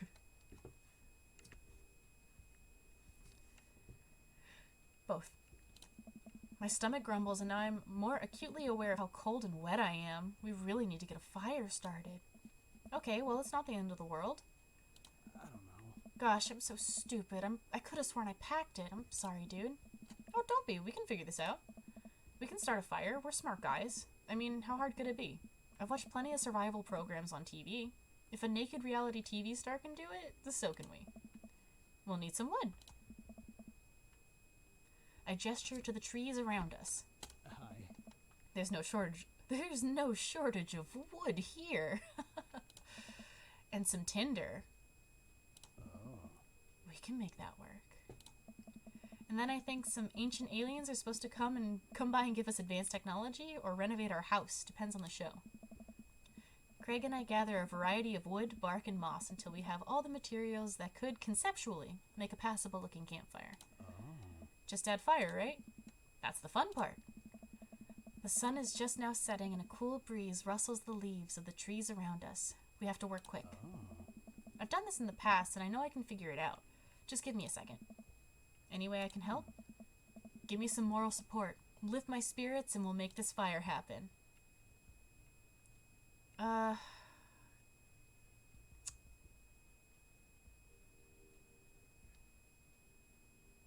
I'm gonna go overboard. You're really giving that fire the business. You're an amazing, hardworking father with a steady work ethic and everyone loves you. Your daughters think you're a superhero and the neighborhood dads respect you immensely. Also, your butt looks great.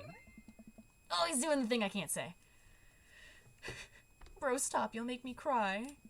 Okay. Don't want your tears putting out the fire.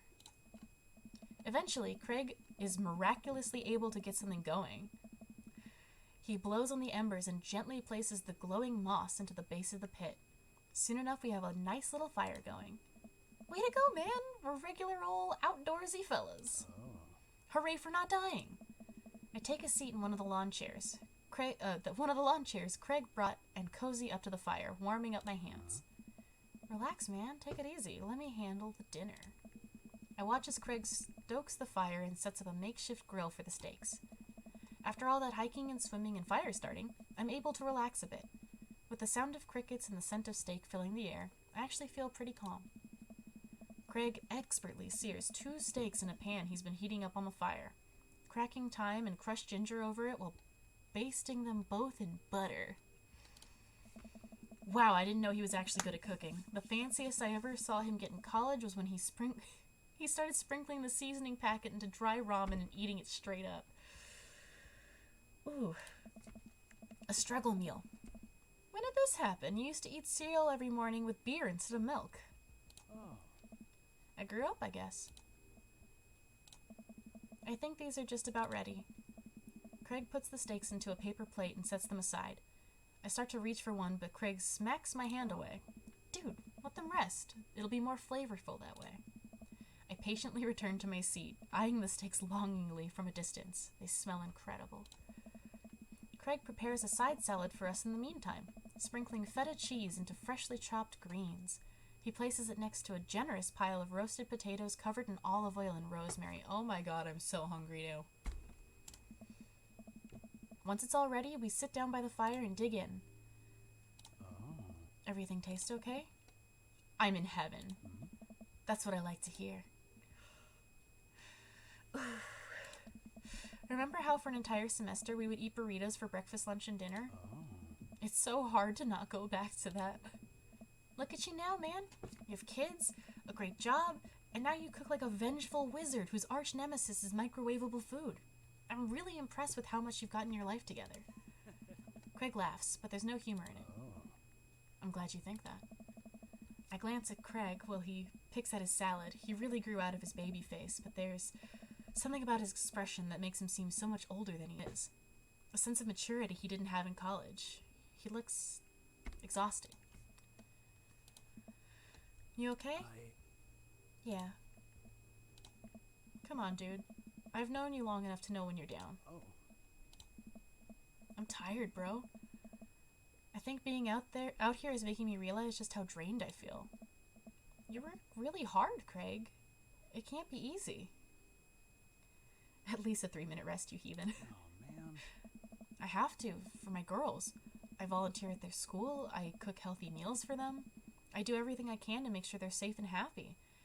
And when they're with their mom, I'm always working overtime so I can support them. What a good dad. And then you work out a lot, so you can crush anyone who stands in their way? I don't know. That, and I don't want to fall into my old habits. I need to set a good example for my girls. Everything I do is for them, and I wouldn't have it any other way. But it seems like it's bleeding you dry. If that's what it takes to raise them well, then it's worth it. Craig, buddy, I know where you're coming from here, but you gotta take care of yourself too. Bro, I do, though. I eat right and exercise, and that's not what I meant. You're too little butter on too much toast, you know? nice. What? You're spreading yourself too thin. Life needs balance. It's great that you care this much about your kids, but you can't neglect your own needs because you're too busy taking care of everyone else's. You matter too. Oh, have a good night, Stray. I hope that you help us date hot dads on Thursday. Good night. I don't know.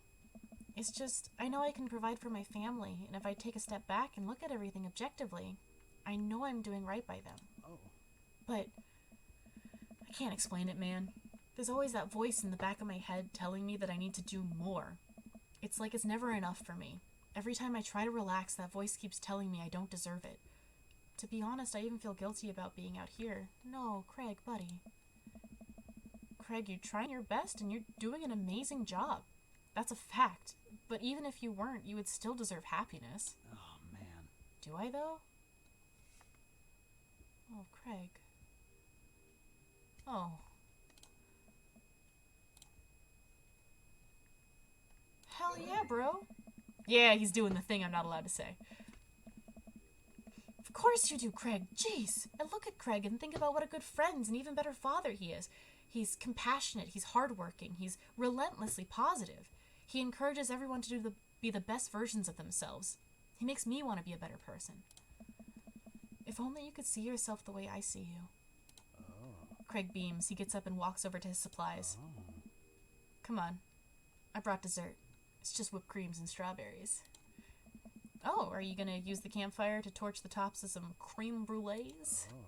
What? I know little to nothing about cooking. Craig pulls out marshmallows. Hey, Well, you still know how to make s'mores, right? I think the more important question is, do you know how to make s'mores? As I recall, you used to completely blacken the marshmallows. That is the superior way to do it. You just toast those things until they're charred, peel it off, pop that in your mouth, toast it up again, put that in the s'more. Perfect. Oh, I stand by that. It's charred on the outside, but gooey center is preserved. Craig gets it. Brutish. Craig throws a marshmallow at me and I catch it in my mouth. Pro move. Pro gamer strats. We used to be able to do that at a great distance against a wind disadvantage. Give me a week of practice and I'll be competitive again. Craig and I sit in the warm glow of the campfire, watching embers float up towards the sky. The stars are so much brighter out here. Yeah, Oh. I miss this, Rupert. Me too. We stay here until it gets late, half remembering stories from college. We watch as the fire dies and eventually clamber into the tent. Can I have a cue? We crawl into the tent and I unfurl my sleeping bag. Wait, where's the other sleeping bag? I look around for a second. Oh. Oh no, I must have left it at home. It's all yours, dude. I'm sorry. I'll just curl up over here. Oh. No way. Here. Craig unzips the sleeping bag and spreads it out so there's enough room for both of us to lay on top of it. Night, bro. Good night, bro. I roll over and we face away from each other. Without a blanket, it's really cold. I shiver, and without realizing it, I find myself nestling closer to Craig. I'm sure he won't mind. He turns over, and I can feel his breath on my neck. It's hard to focus on anything else. I turn over, trying to get more comfortable. I open my eyes to find Craig's face, only a few inches from my own. For once, he looks at peace. His eyes flutter open. His hand finds a place on my waist. I'm not sure who leans in first, but suddenly we're kissing. We did it, boys. We look at each other again, my heart racing. Craig, Oh. I got strong feelings for you, bro. Feelings I can't deny anymore. Bro, me too. Fuck yeah, we deserve this. I run my hands through his hair, then down his chest. Craig brings me closer, wrapping his arms around me. I feel so secure. You know, talking about old times is fun, but I like making new memories with you. Oh, PogChamp, this is spicy. Oh my god. I smile, then tracing the lines of his hips with my finger. We kiss again. I'm not worried about us getting too cold tonight. Please remember to call us once in a while. Oh my god. Date complete. That's gotta be S rank.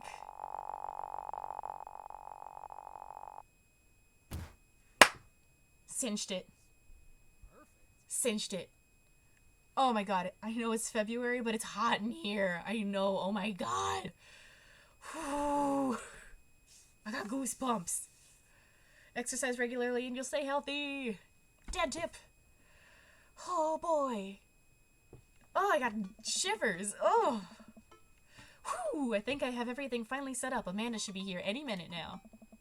I think that's her car in the driveway. Alright, gotta act natural, not like I boned my best friend. Be cool, Rupert. Be cool. Amanda walks through the door with a suspicious look on her face. Hey, Dad. Off to a good start. Something fishy? Rats. Sorry, sweetie, it's the feds. That life of crime is finally catching up to you. I tried to send him in a different direction, but even I'm no match for the power and funding of the U.S. government. Well, if they think they're gonna take me alive, they got another thing coming. I'm kidding, you're right. I have a little surprise for you. You have a new dad! This is a dating sim, you can't bonk here. Yeah, I can tell you're very bad at lying. Amanda, my dear, would you care to join me in the kitchen? Father, it would fill my heart with glee. I laid Amanda over to the kitchen table where a present lies covered under a tablecloth. It's nothing special, but I wanted to get you a little something. You graduated high school last week, and I know you told me not to make a big deal about it, but Craig is my best friend. Aw, Dad, I dramatically whip the cloth off the table. Amanda's jaw drops. No way! I figure you probably won't be able to get cable in the dorm, so I thought it might be nice to take a piece of home with you. A DVD box set of Long Haul Paranormal Ice Road Ghost Truckers. This is all 19 seasons. And bonus material, including commentary with actual ghosts featured on the show. Yo, I would watch that. Dad, I love this. Thank you. She gives me a big hug. I'm glad you like it. Hey, you want to hang out with me in the backyard for a bit? Toss the old pigskin or something? Totally. I follow Amanda to the back door. All the dads! What? You told me not to make a big deal, but you seem to have forgotten that my entire mission in life is to make a big deal out of your accomplishments. So consider this your graduation party. Surprise! Dad, everyone's here. All these hot dads. Even Brian. Yeah, everyone wanted to come and support you. Is that a mac and cheese bar? Sure is. Fully customizable, down to the type of mac. And there's an ice cream cake, the good kind with the crunchies in the middle. Surprised they're all your dads now. No, just this one, right here. But don't worry, we'll date more dads. I don't know what to say.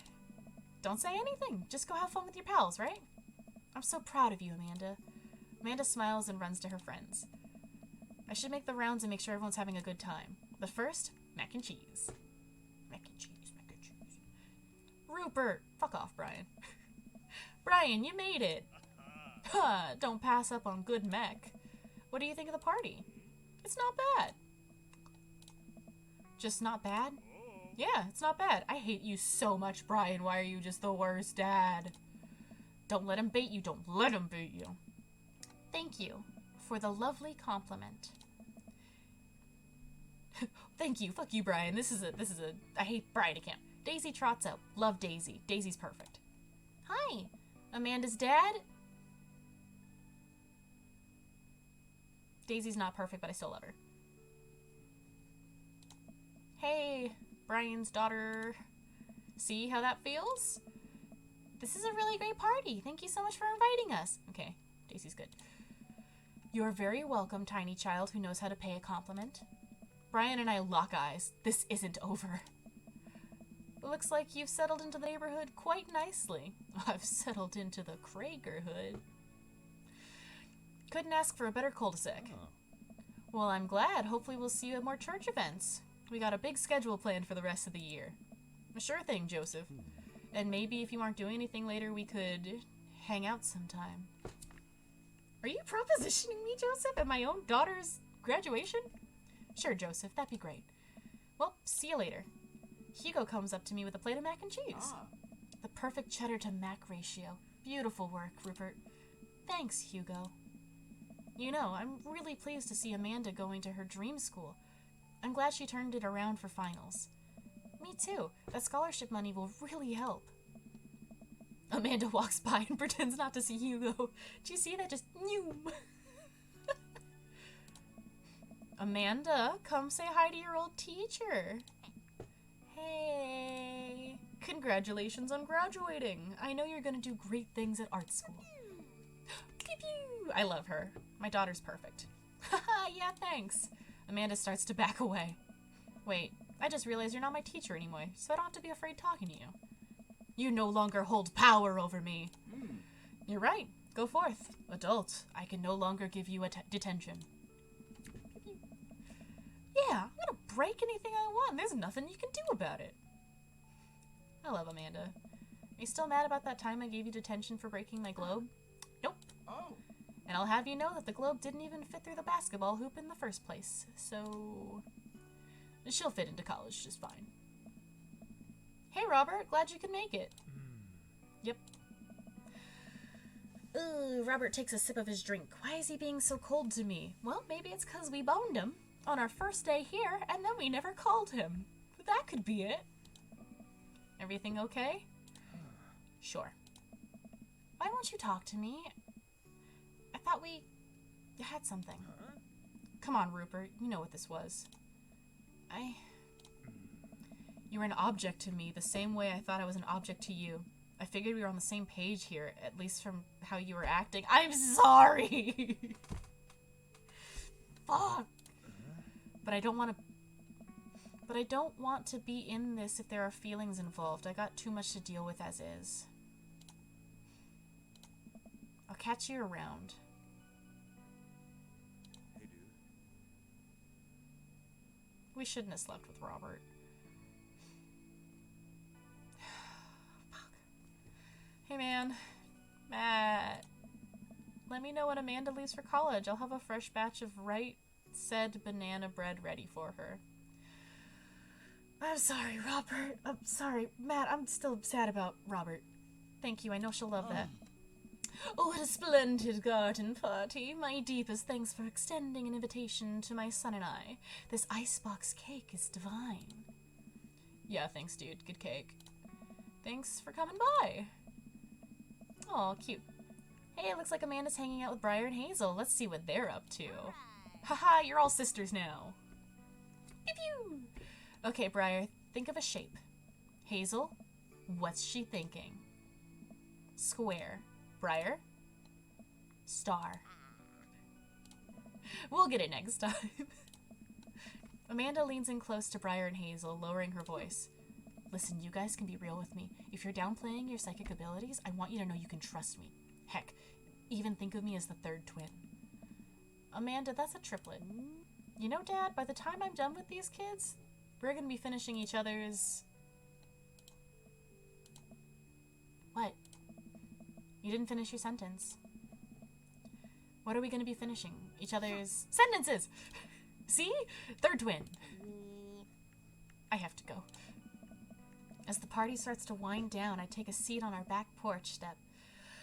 The sun is setting and everyone seems to have eaten their fill. Amanda wanders over and sits down next to me. Robert is what happens when you think with the wrong brain. Yeah. Well, we didn't know he was gonna be our neighbor. Doesn't make it right. Killer party, Pops. What can I say? I was inspired. So, I also have something for you. For me? Why? Not to be completely genuine about my feelings for once or anything, but growing up wasn't easy, but it could have been a lot harder if it wasn't for you. Dad, you've been there for me through everything. There's been times in my life where you were my only friend. I was really scared of going to college and being so far away from you, but I realized that everything you've ever done for me was to prepare me for this, and I'm ready. I wouldn't be who I am today without you. Don't cry. Don't cry. I swear to God, Rupert, if you cry again. You're the best dad. I love you. And I'm crying. Anyway, that was enough emotional vulnerability for one day. Present time. Amanda hands me a tiny wrapped package. I tear the wrapping off to find a framed picture of me and Amanda.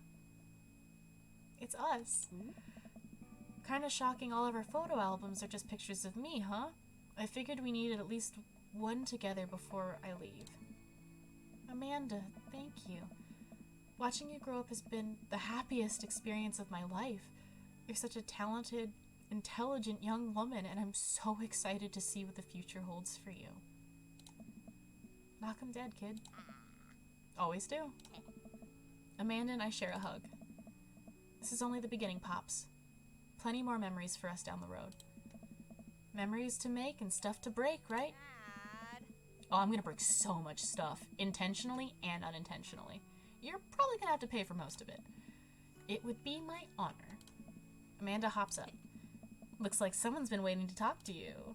I glance over to the back of the yard where Craig is sitting on a bench beneath our cherry blossom tree.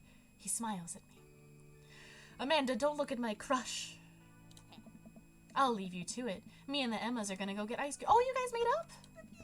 Love you, Pops. Amanda runs off to join her friends.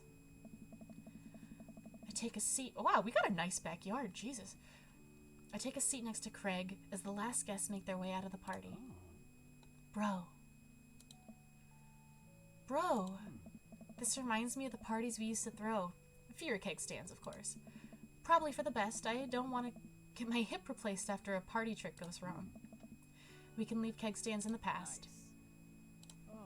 I'm taking this weekend to relax. This party was my first stop out of the express train from the relaxation station. Next stop is Napville. Pull into the Rupert Concourse. I'd like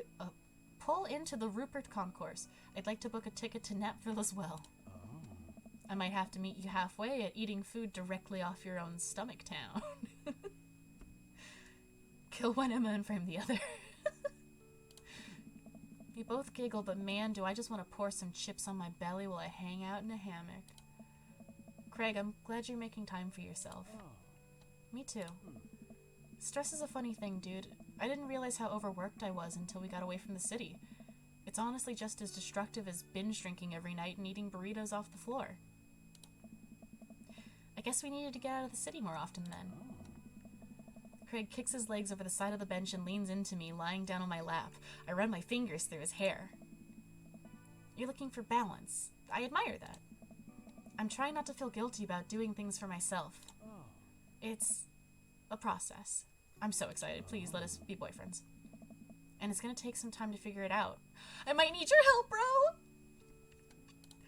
Craig, I'll be your bro till the day I die. And if being your bro means forcing you to take care of yourself, then I'll happily oblige. Craig looks up at me smiling. Bro, that means so much to me. Craig sits up and pulls me into a kiss. A kiss? Ooh, we did it. Bro, we both laugh. You and me. We're gonna be alright. The mouse, sorry, I'm bouncing and I'm excited. We did it! Oh. Yay! Yay! Oh my god, that was great. God, thank you so much, Leighton Gray and Vernon Shaw and Aaron Hansen. God. Look at all these talented people. Oh, Aaron Hansen is Joseph. Okay, who played Brian? Oh, that's Barry? Oh, dang it, I like Barry. Oh, they're boyfriends. Oh. Oh, Jeebus, that was so good. Oh.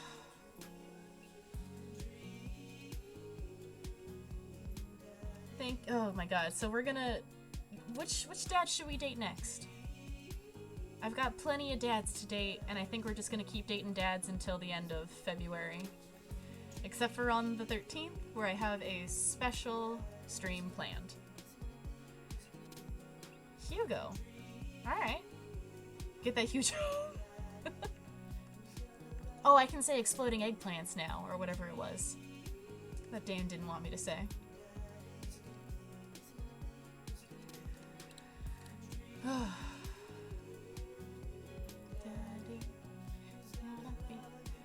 What's super good about this game is that they put in a streamer mode, so they took out all the copyright music, which, bless you. Oh!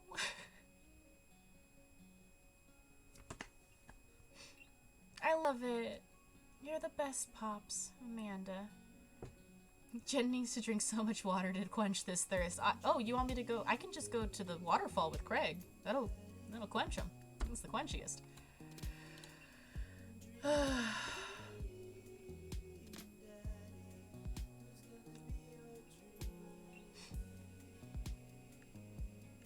at my boy. I love him. Go Flapjacks.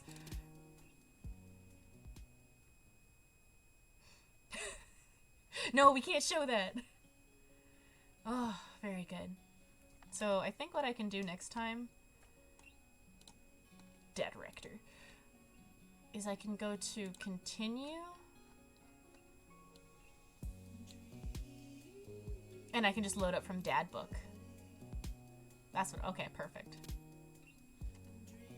That works. Yes, perfect.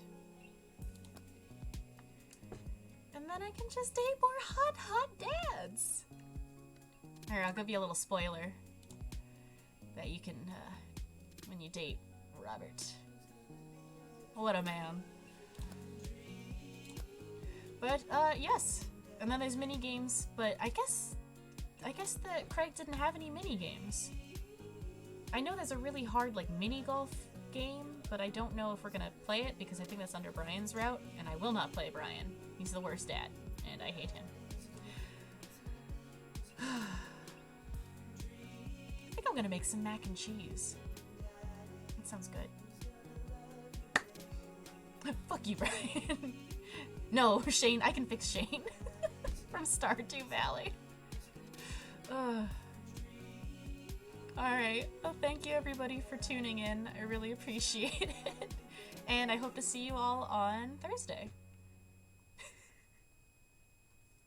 Alright, have a good night everyone, or good day, depending on